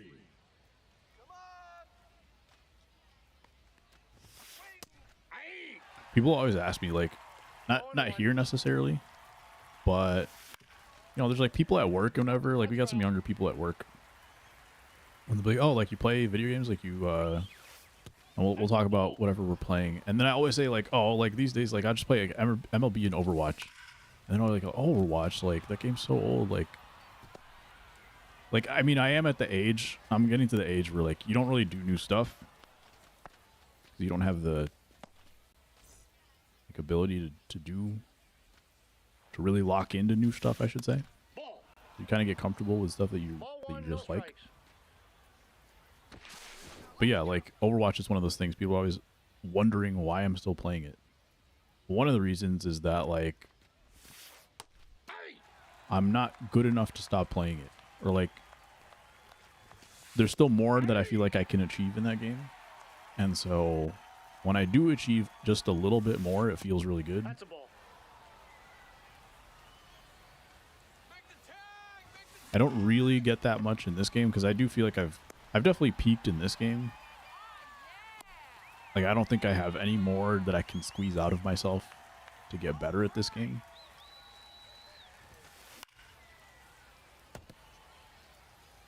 But there's still other games where I can still get that kind of feeling. 1-1. Yo, NyQuil, what's up, man? How we doing? I feel like they could have been better up by slowly upping the overall. Oh, absolutely. Honestly, Greg, 2 the count. I think until you just reminded them right now, they probably forgot co-op existed. Because why wouldn't they? Like, it's such an easy, like, in my head at least, it's such an easy thing to do. I'm sure there's more that goes into it, but, like, even twice, like, once, every time, like, team affinity drops or something, they could have just upped the overall. You would think. But I don't think they remembered that co-op existed until Greg reached out to them to tell them to try to convince me to get back into co-op 20 minutes ago. I miss Prime Apex. Prime Apex was something too. Would be a great update next year. It's one of those things where like, oh, like, yeah, not enough people play co-op, so we're gonna get rid of co-op. It's like, yeah, nobody plays it because you don't update it. How I missed hearing that voice. Likewise. Actually, I don't know if I've ever heard Nyquil's voice. I probably have. I feel like, did you commentate some tournaments back in the day? You streamed a little bit, right? Co-op and Real 99 glitch was fun. I don't even think I was playing at the time. Play the most I ever have, honestly, but the 12 plate discipline video, some seed ref gameplay, and sticking with what works for me. Nice, nice. 2 strikes. 3. That's the dottiest changeup I've ever seen. You did, that's what I thought. Every time I see MLB The Show memes / content go mainstream is when they are co-op related. Ball 1. That's very true. Nope, that's off the plate. Ball 2. I don't really see them, but that is something that like we talked about when co-op first came out. It was like it's gonna be the next meta for content creation. That was very obvious when it came out. So hopefully MLB The Show is seeing that as at the very least. Count is 3 and 2. Tag your friend who would swing at this, and it's the Hobby Bias lunge compilation. Man, just missed it.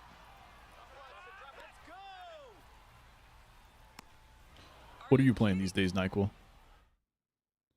Still on MLB? Biggest issue would be changing something that just because I lost and doing too much thinking. I feel that for sure.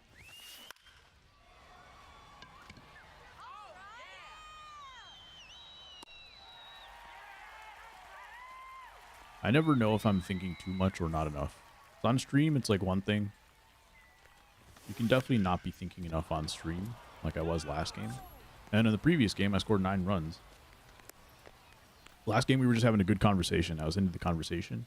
And it was like the 5th inning before I knew it. It's really hard to strike the balance, but sometimes you're just locked in too much. And yeah, you overthink, overswing.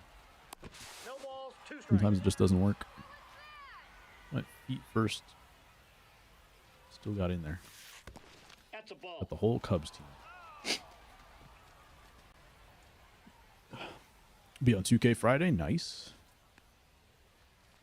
I'm like kind of itching to play 2K. I've been talking about getting back into like IRL basketball, but then I remembered I'm old. Ball. Can't do that. I think I could have fun doing it, but it would just take too much time. Anyway, so I gave up on trying to get back into basketball, so now I'm kind of itching to like play some 2K. But 2K is also like, there's a lot of really good people, really good players at 2K. Now I'd have to grind if I was gonna actually have fun.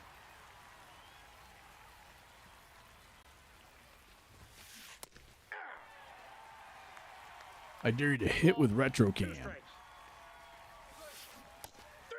I'm the OG of hitting with retro cam. Actually, not retro cam, the pitcher cam. I think we tried to do like some showdowns with that one time. It was a good time. You hooped tonight? I think I missed every shot I took. When was the last time you hooped, though? That was the best part of college. 100%. For me, it was just like going and playing basketball like 5 times a week. 2K, my career feels like the ultimate scam. That ball's Gotta make additional payments per build per year? Oh, you're saying per year as in like per like game cycle, right? Yeah, definitely. I thought you were saying like every year of your career in one my career you have to pay in 2K26. I was like, they changed it so that you have to pay more money every year. Hooping and pickleball are the meta right now. Yeah. They've got some pickleball. I heard, I don't know if this was a troll, but I heard there's like an LA Fitness that's shutting down.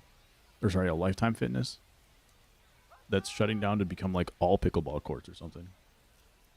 2K would probably add that. That's why I was surprised, but like still thought it was possible that they did that when you said it. Isn't that crazy? That shouldn't be even possible to think about. Like if someone said that about MLB, you'd be like, no way. Like you wouldn't even begin to believe it, you know? But when you say it about 2K, you have to consider it as a possibility. Try around like April, but not a games. It's like 9th grade. Oh dang. Like I could get back into basketball a little bit. But I figure in order to like have fun, like either there's like two options, right? Like you just go, you shoot around for 30 minutes and you come home. I probably could have fun doing that. Like I would probably get enough satisfaction out of doing that I definitely would. The problem is when you go to the gym and you go to shoot, inevitably there will be people there that if they see you enough times, like they'll ask you to play like pickup. And I'll say yes. And then before you know it, I'm there for 4 hours. And then I'm late for work the next day. Go hoop. I'm almost 40, still go hoop with work friends. I think if I had a group of friends that was hooping, I probably would. I'll be like, okay, fine, I'll do it. And what I've kind of figured out today, actually, I was thinking about it, and I was like, I could do it, but I would have to give up video games completely. I'm already at like my last like little bit of gaming. And I realized today that I do have the time, but I would not be able to do gaming and hooping. Got him. There we go. That's right. And one thing I'll say is that like one of the draws to continue to play video games is to play with my friends. But I really haven't been doing that much either. It's been like solo gaming a little bit more recently. And so maybe my friends were hooping. It would feel more fun than playing video games.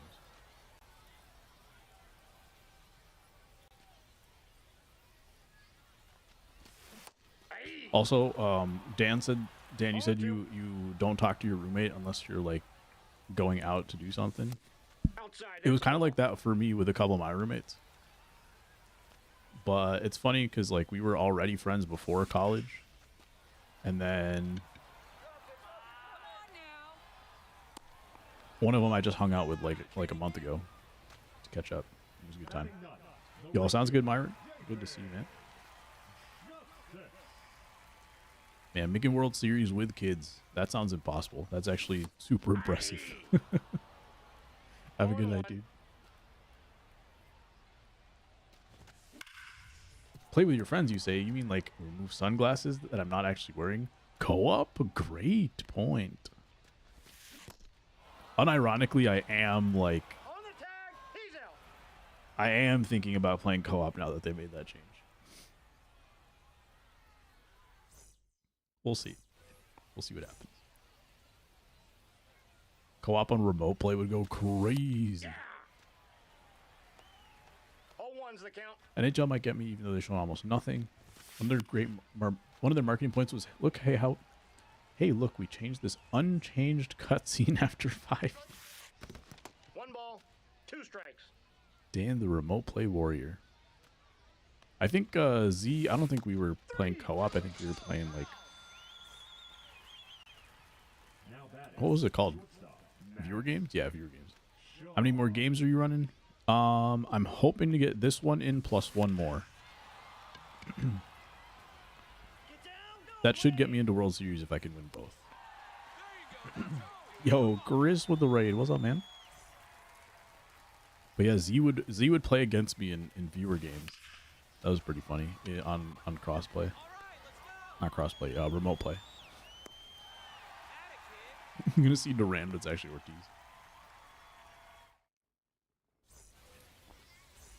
If I lose this game, I might play events. We'll see what happens.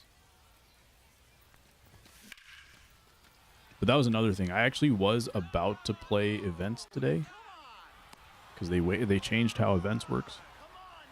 Oh, we'll have a discussion about that in a second. But since like events actually have a little bit of rewards, nothing crazy. Like I don't really care about the stubs too much, but Ball, that's out. it would be fun enough to play on stream, I think. So I could just play on All-Star.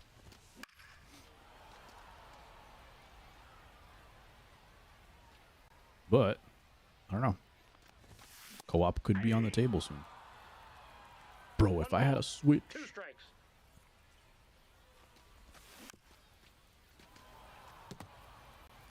It's a target 0.5 miles away.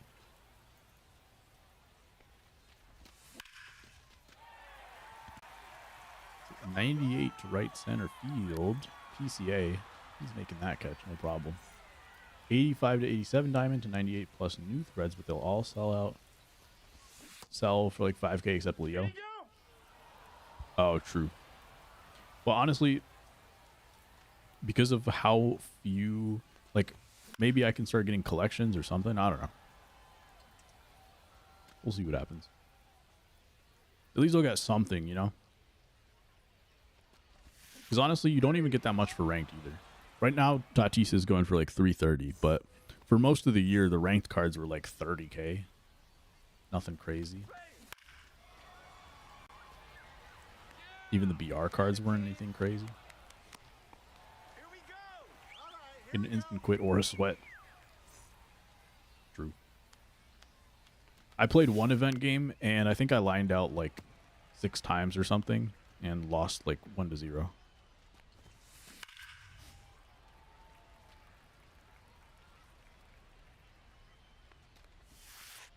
ball.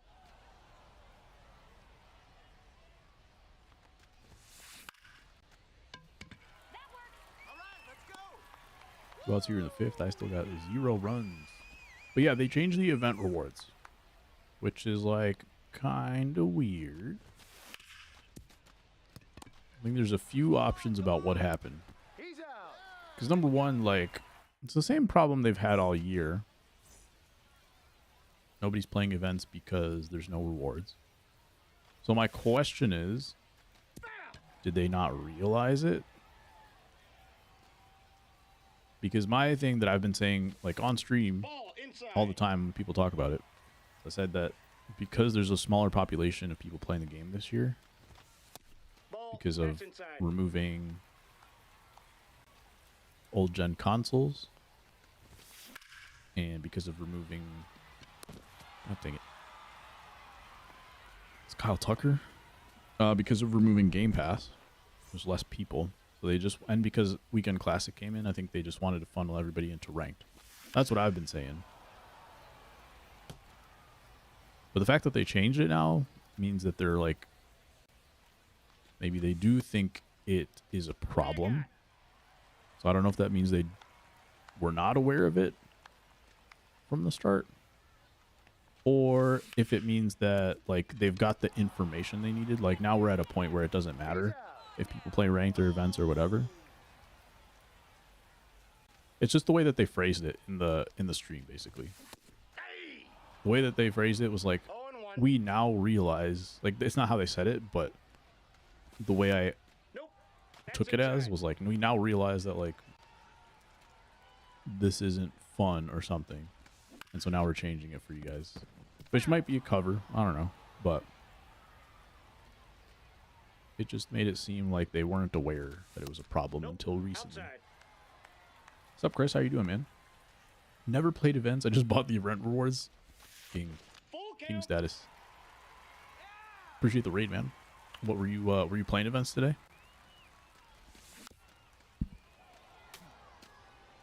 If they brought back ranked / BR programs and cumulative event rewards next year, would you still like to see a multiplayer program that counts across all 3 game modes? So if they brought back ranked BR programs and cumulative, so you're saying combine basically what they did previous years plus this year. Multiplayer program where you get... Wait. What happens in the multiplayer program? You still get the ranked rewards there? I'm kind of blanking, so I apologize. I'm blanking on what you get in the multiplayer program. Because I know you get like exclusive multiplayer program rewards, right? But do you also get ranked packs in there?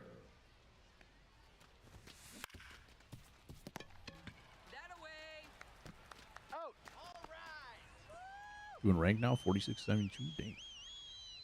BR. Cards chosen so specifically mediocre. Flawless used to get chase level cards. Now they made it those cards, but it feels empty. They have rewind stuff. Oh yeah, right. I would say I wouldn't want to see a multiplayer program that gives you those cards the way they have in the past, because they give you the same card that's in that same season, right? I think rewind packs are great. Leading off for the Cowboys, the first baseman, Chase. And if it's more rewind packs, I'm probably down. If it's more exclusive stuff that's just in the program, I'm probably down. Ball in. I don't see any reason not to. What do you think, Greg? Is there any reason that or any reason why having both would be bad? Did that go foul? No way.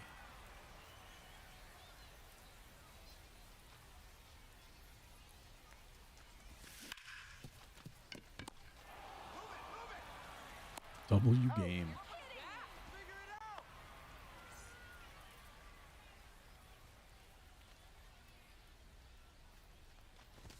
I actually needed that run so bad. Don't know why. That's why I asked. Yeah, I can't think of any reason. Like the main reason would be if you were gonna put like the same cards in, the value of the multiplayer cards. Here's a home run. Could have been tied. The value of those cards have been so low all year that I definitely wouldn't want like a ranked program to have the same cards as the current ranked season. And same thing for the multiplayer program. So if it's more rewind packs, I'm all for it.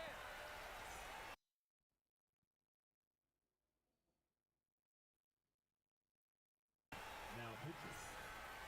Taylor Rogers. There's Taylor Rogers' throw. Sinker, sweeper, cutter, forcing. That was the pitch. I just want to hit that left field.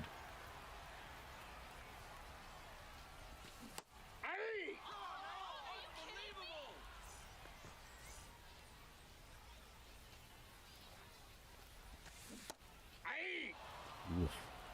0-1's the count. I do have a homer against a lefty with Salvador Perez today. He had 2 homers in the first game for me. I'd like to see events take a page from the ranked BR program, add stat missions instead of just wins.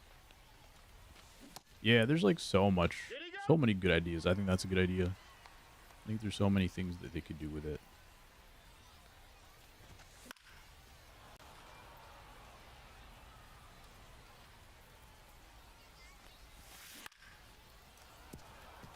I wonder, like, if they were trying to kill events, like they weren't going to bring events back next year, but then they're like, oh, if we're not going to bring events back next year, let's just make sure it goes out with a bang.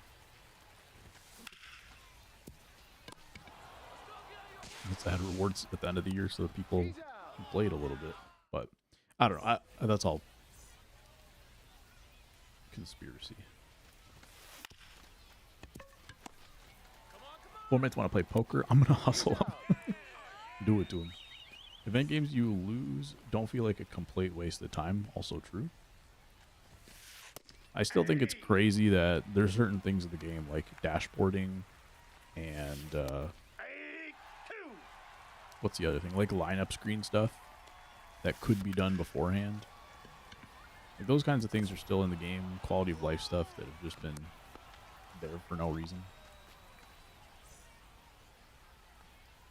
That would make a pretty big impact on how the game is played online. 0-1.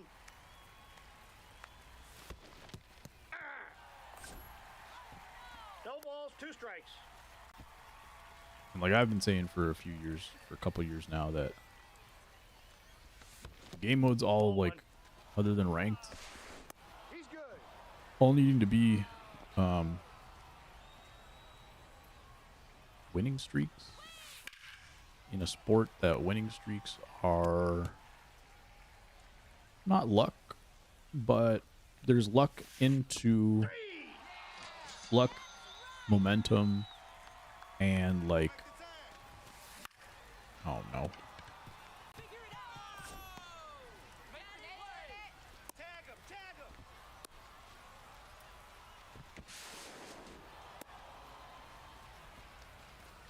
There we go. Someone beat me on that play last week.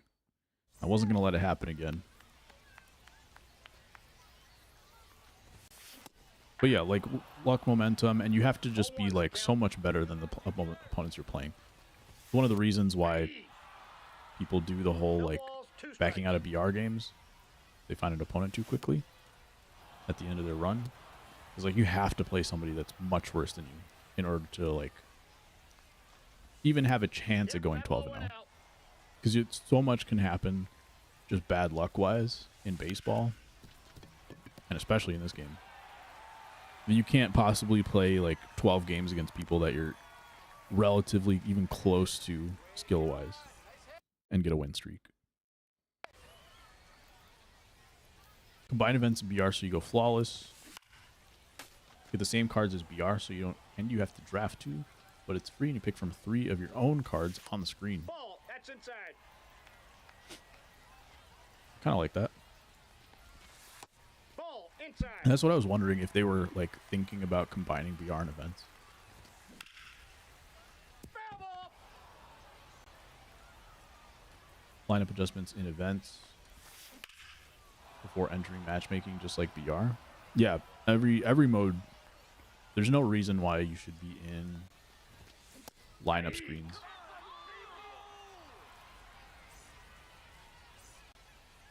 Making adjustments on the fly. There's no need for it. Nope, outside. Having to correct every game was a pain. That's also true. Oh, you're talking about that side. Like you're having a screen that you can edit in events. That's also true, yeah. That's happened to me a bunch. Are you kidding me? Let's go, Jorge. No, I missed it. Maybe down 1 going into the 8th.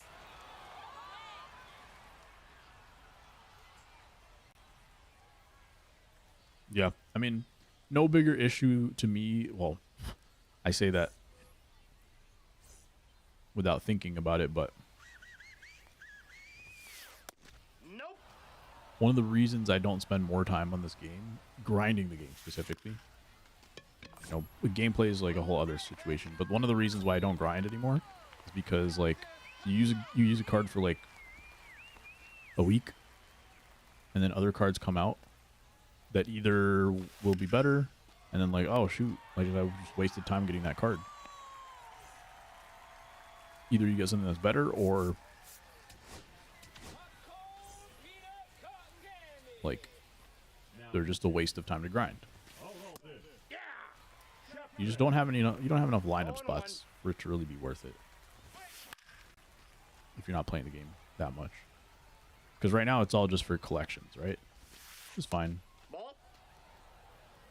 But even then, like the end game for a collection is just another card. That's going fair. That one better go foul like my Headley one did. Cool.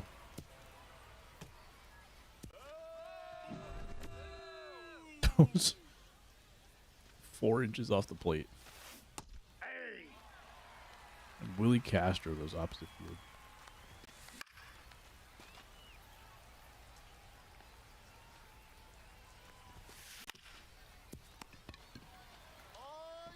Got him.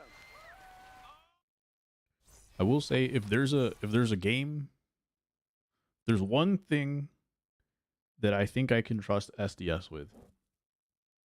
It's innovation. I'll just leave it at that. I think innovation. I think that's one thing I can confidently say that they are usually on top of. Yo, what's up, Egg? How you doing, man? Did not mean to guess pitch there. Now batting, shortstop Willie. So I'm hoping and expecting that they will do something. 0-1's the count. keep Diamond Dynasty fresh. Even the last couple of years when they tried sets and seasons. Obviously, execution was bad, but the attempt I thought was good. Aye. 0-1. Ah. No balls, 2 strikes. Ball 1. 1 ball, 2 strikes the count. That's ball 2. Games going are good. 2-2 the count. Games are going good. We won the first 2. We're like 2 games away from World Series, but this game's ended up being a tough one. Hey.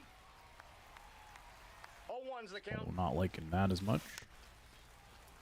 Retro Finest cards in color was a nice touch. Were they not in color before? God dang it. Anyone should have taken them out. I was like, Chris Bryant against the lefty is probably not a good idea, but I saw Chapman only had 8 pitches thrown to start the inning. I was like, I'm just going to go ahead and do it so I can face two more batters. Aye. 0-1.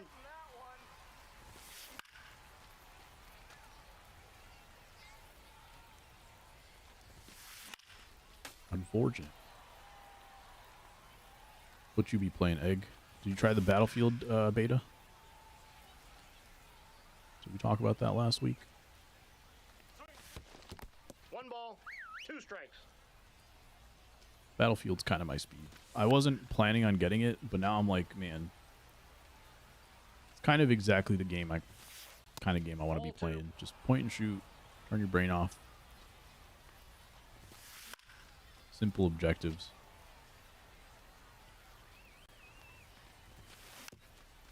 I mean, everybody sweats every game now, so it's not like people won't be sweating, but I feel like it's a lot less complicated than games I've been playing. Nearly all of them are black and white and made sense for anything pre-1960, but not for anything post-1970. True. Interesting. I didn't even realize that. Out. Alright, now we can go to a righty. Never played one, but I might try this new one. That's where I was at too. I've never played a Battlefield. People at work were telling me about it. And it was fun. It's just you know, like it says, Battlefield. Just out there shooting to people. And that's it. Simple. So I had fun in the one day that I played it.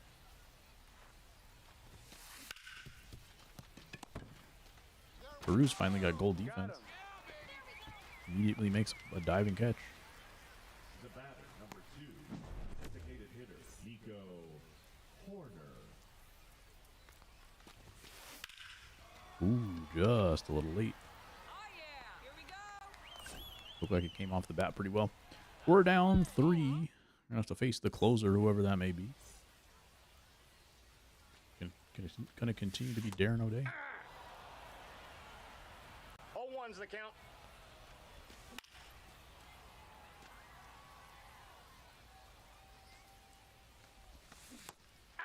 Yeah. Looks like it's all like future star cards again. It's a little strange. Aye. 0-1. I think obviously the next team affinity is going to be finest, right?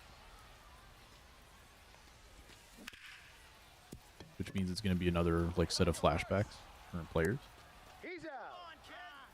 Which means the only legend Team Affinity will have been the first one.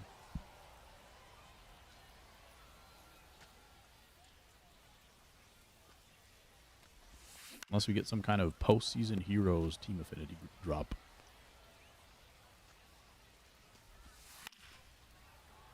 I wonder if we even have enough players for that. We probably don't.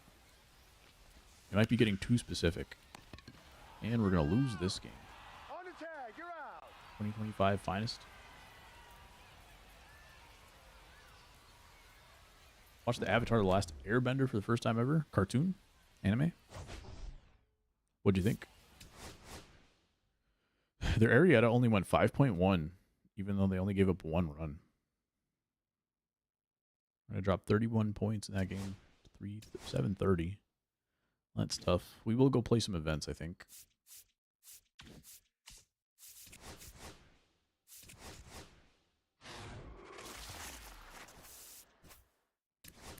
Lindor, I guess I'll just keep him.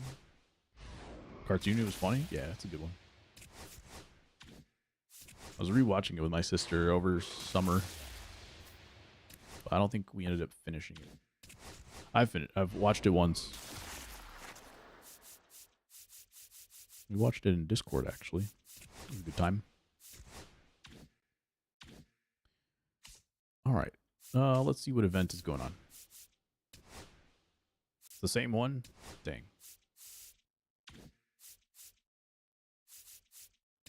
Event info is what I'm looking for. Goes until this Friday. Okay. I seem to be some teams whose only postseason heroes have already gotten a 99 or not in the game. Yeah, I would have to imagine there's way too many teams that wouldn't have a player in the game. So, unfortunately, that doesn't sound like it's going to be possible. But that would be the only drop that I think would make sense for the rest of the year, right?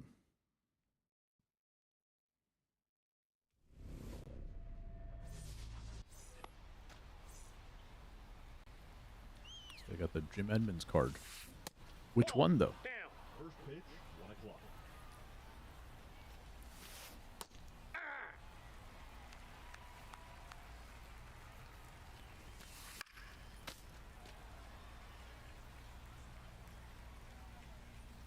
Did it sound like they're going to stop content after the last Team Affinity this year? Ball. That'd be a good idea if they had enough legends for them. Yeah. That would be cool, just to extend content for a little bit longer.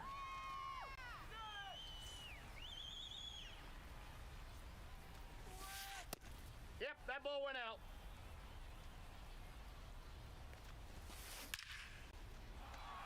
Judge turns on that one.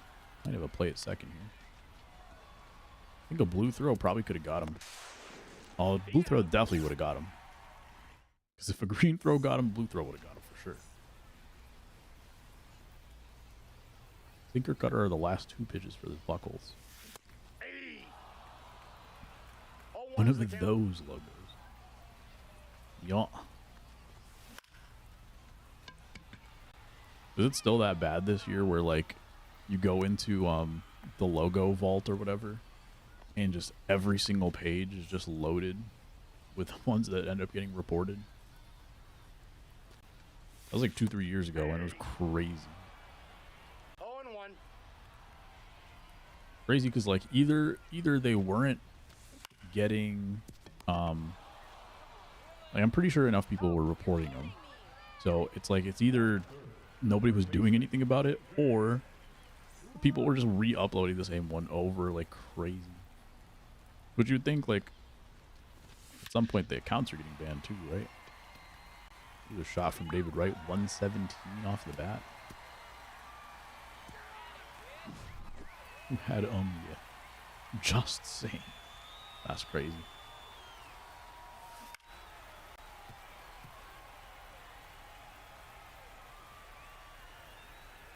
Or nobody cared. I feel like there's enough people who at least mentioned it on Twitter. Like, anybody who mentioned it on Twitter, I feel like would have cared enough to report them. I feel like I saw it a lot mentioned on Twitter. I'll put it that way. Can that get over his head? Nope. Think of the children. Leading off for Texas. Like, I don't necessarily know if this one would get reported, Hey. 0-1's the count. but there definitely were some that were, like, very explicit. Jordan meme, F them kids. It's so bad how often that meme pops up into my head in relevant conversation. But you can't, like, say it. You have to say Jordan meme.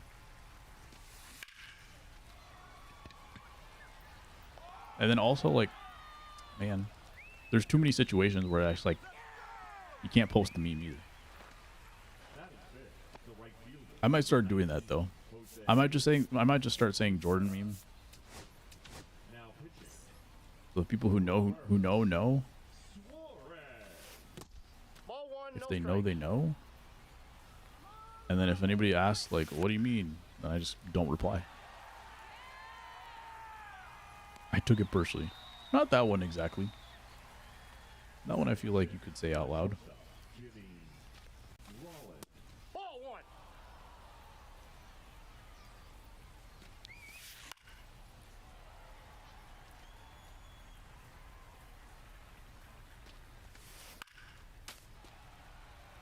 Robert Suarez throws 101. Hung the change though.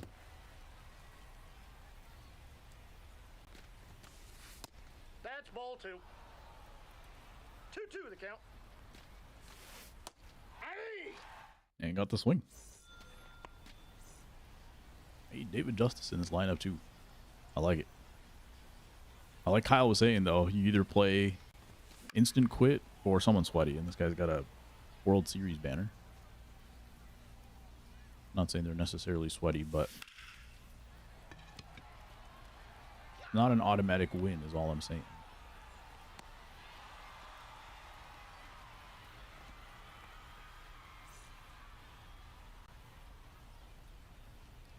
If that was a breaking ball to David Justice, would have been hit a long way. Although I think I did hit a home run on a sinker with him in that first game. That 3-run homer in that 9th inning. I think that was on a sinker low and in.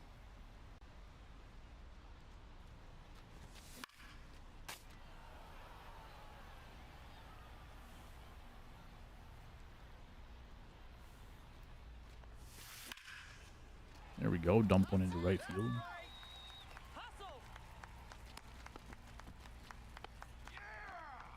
That's the kind of swing that I still try to take when I'm playing on Hall of Fame and Legend. Because that one, like, that ball's fully in the PCI because it's on All-Star. But when I swing at that on Legend, you're getting on top of it. It's just ground ball. Ball one. 1-1. Foul. I think I was playing my second Weekend Classic game. I think I struck out with my first 10 batters. That's how poorly it was going.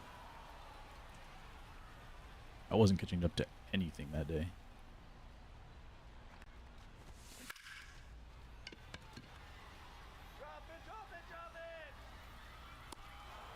I don't know if I've ever used the Tony Clark card before, but here we are. I had to lock him in to get Jorge Posada, who I think is batting like 150 for me. He did hit a home run, though.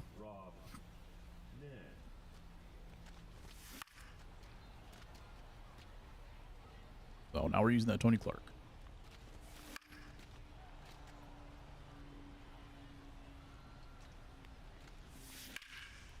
Missed it.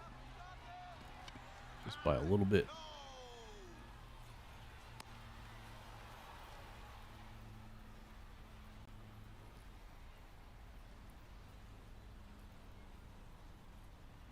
I think I'm going to try to play one more event game after this before we call it a night. Let's do another pitcher here. Jojo Romero, why not? You guys got Carlos Beltran in the 8th hole.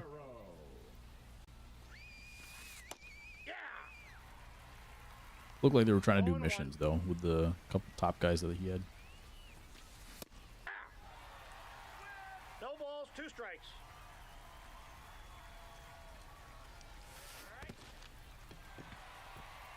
There you go, swing and a miss. So this event ends on Friday. The multiplayer program, I believe, continues on. I think that one just started. So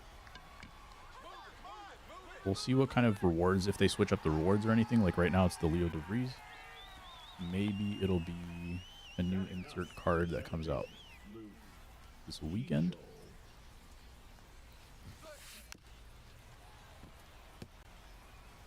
So I'll see. I will probably end up playing ranked next week. Just because we haven't hit World Series yet. Try to get the Tatis. Unless I try to get the Tatis this weekend, we'll see what happens. Because I might end up playing just to play a little bit of the team affinity. That might look interesting. So we'll see what happens next week. Try to get through the missions, and I don't try to make World Series or anything. Yeah. I haven't really been going for it much. I have been playing ranked on stream just because I happen to be doing that. But yeah, I haven't been like, it hasn't been like, oh man, I really need to make World Series this season, like really going for it.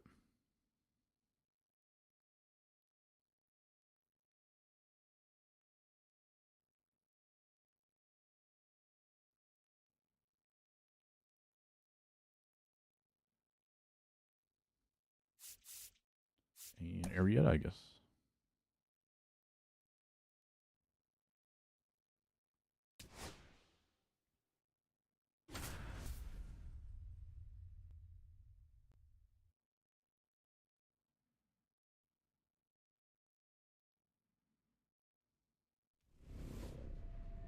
Highest rating was 525. Still pretty good for not trying.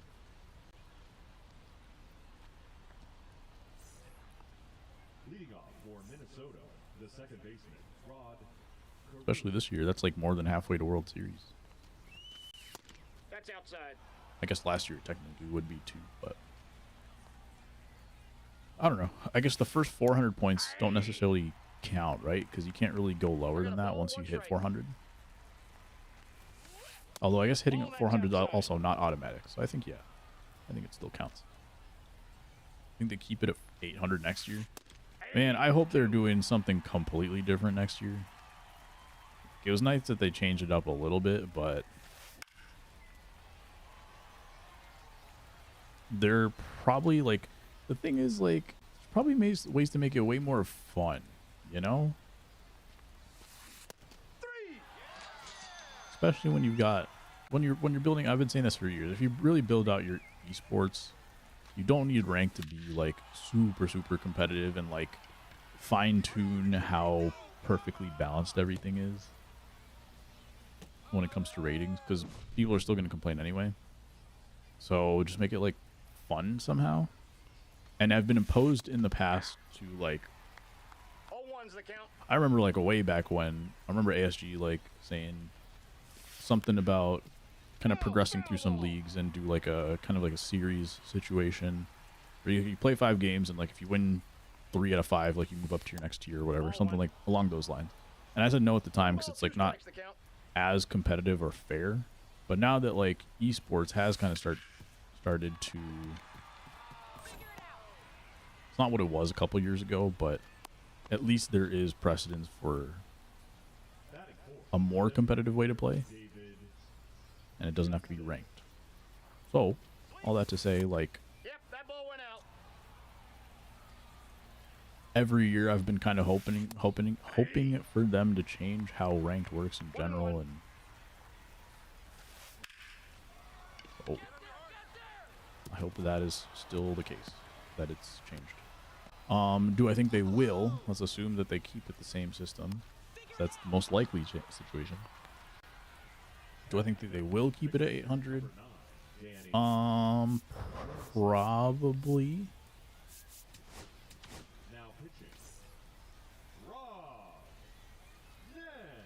I'd say probably. I think it's more likely that they add more stuff above it.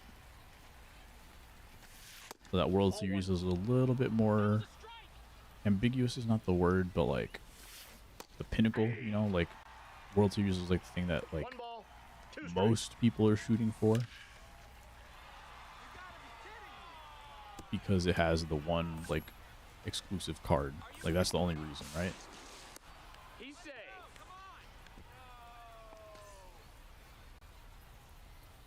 So maybe they'll add some more rewards or something on top of it. World Series stays the same. The value of it to people maybe changes. I don't know.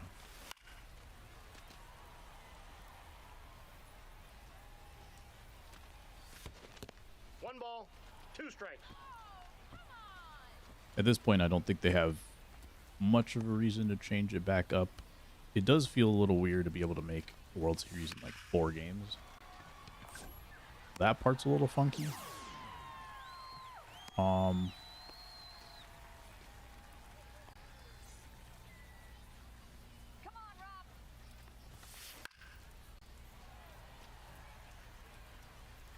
I don't think they'll do it.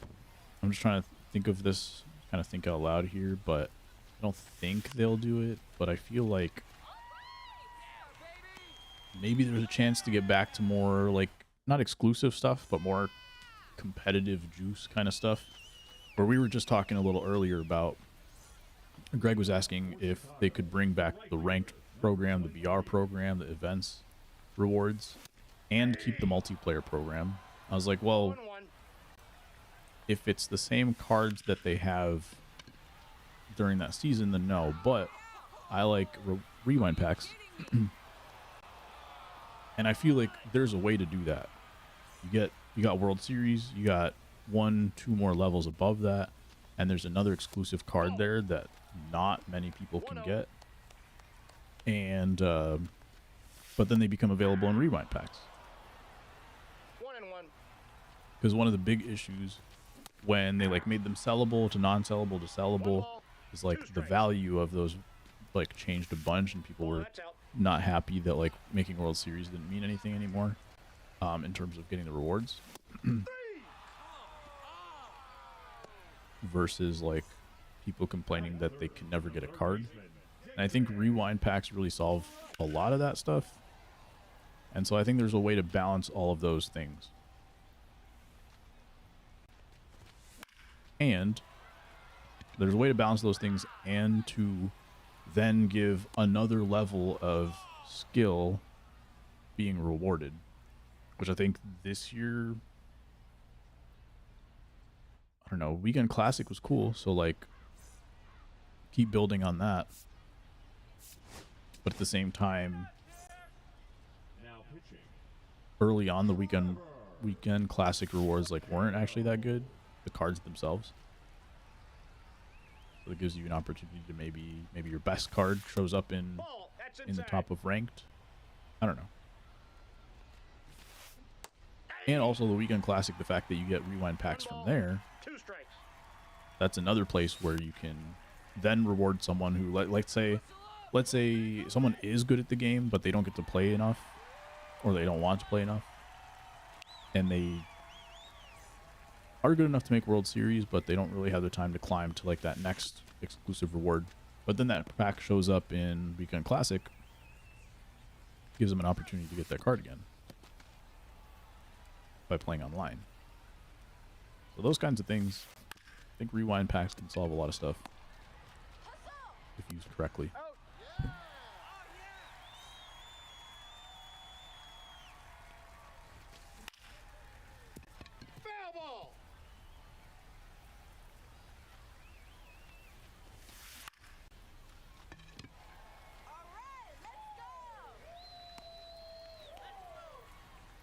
All right. Let's get some runs. Leading off for the Cowboys, the center fielder, Birdie. 9 pitches for Corbin Burns. Was 88 off the bat, just underneath. I feel like I'm hitting a lot of those today. Just a bit underneath them. Timing's at just late for being the green. David Justice rolling over one on All-Star. Sad.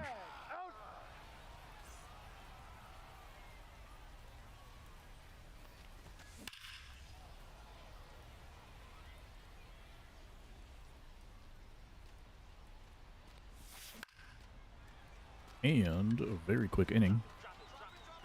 Corbin Burns gets 2 innings.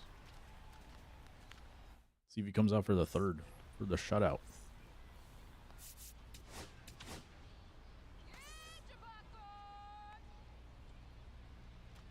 A lot of funky side armors in the game now. You got Darren O'Day, you got Tyler Rogers.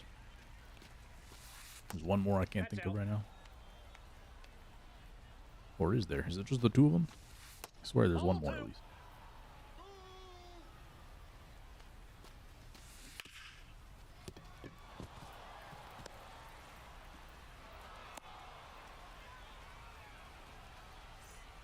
Sinker is 85 miles an hour. Tag him. He's safe. Yeah, you can steal on 85 any day of the week. I am not going to be able to throw you out. No balls, 2 strikes. Let's go. Out. I thought for sure they were going to dance around at second base. I feel like a lot of people have been kind of cheesing lately, doing some weird stuff on the base paths. I don't know if it's just because I'm at that like section of ranked where you see it a little bit more. So once you get to like World Series and above, you don't really see too much of that because you know your opponent knows how to counter it. 2 balls, 2 strikes. But at certain levels, you know that your opponent is not going to be quick enough to like make the right play, so they don't even try it. Obi Milner, yeah. Wait, does he throw from fully underneath? Yeah, he does, right? Full submarine lefty. I feel like that low slider for me never works with these submariners, so I'm glad got a couple of strikeouts on that pitch that inning.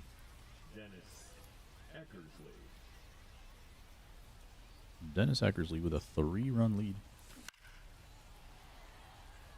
He's always the guy that I'm like, this card looks nasty, and then I can never pitch with him, and I do crush him. So for some reason, I just always think that a Dennis Eckersley card is bad.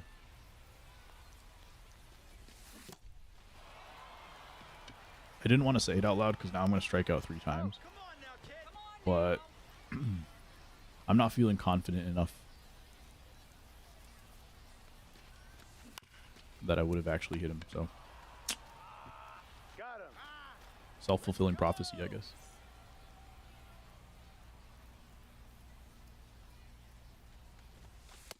Ball, that's off the plate. Good eye.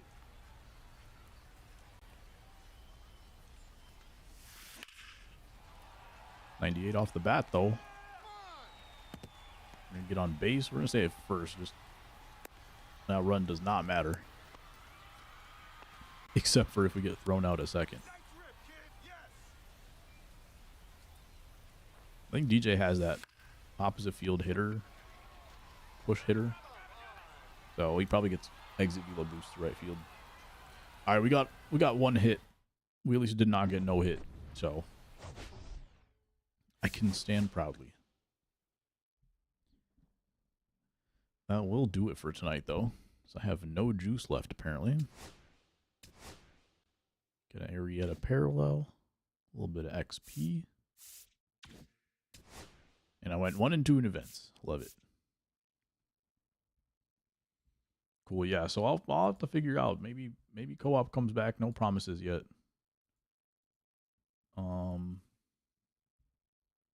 Yeah. We'll see. We'll see. Keep an eye out. We should be back next Wednesday. That is still the plan. And I think we have someone to raid here. Yes, sir. We will go say hi to the group. Thanks for hanging, guys. Hope you had a good time.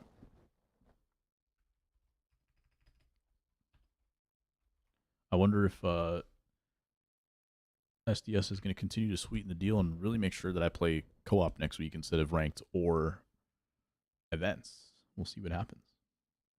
But hope you guys have a great rest of your week. Enjoy the MLB content on Friday, and I will see you soon. Peace.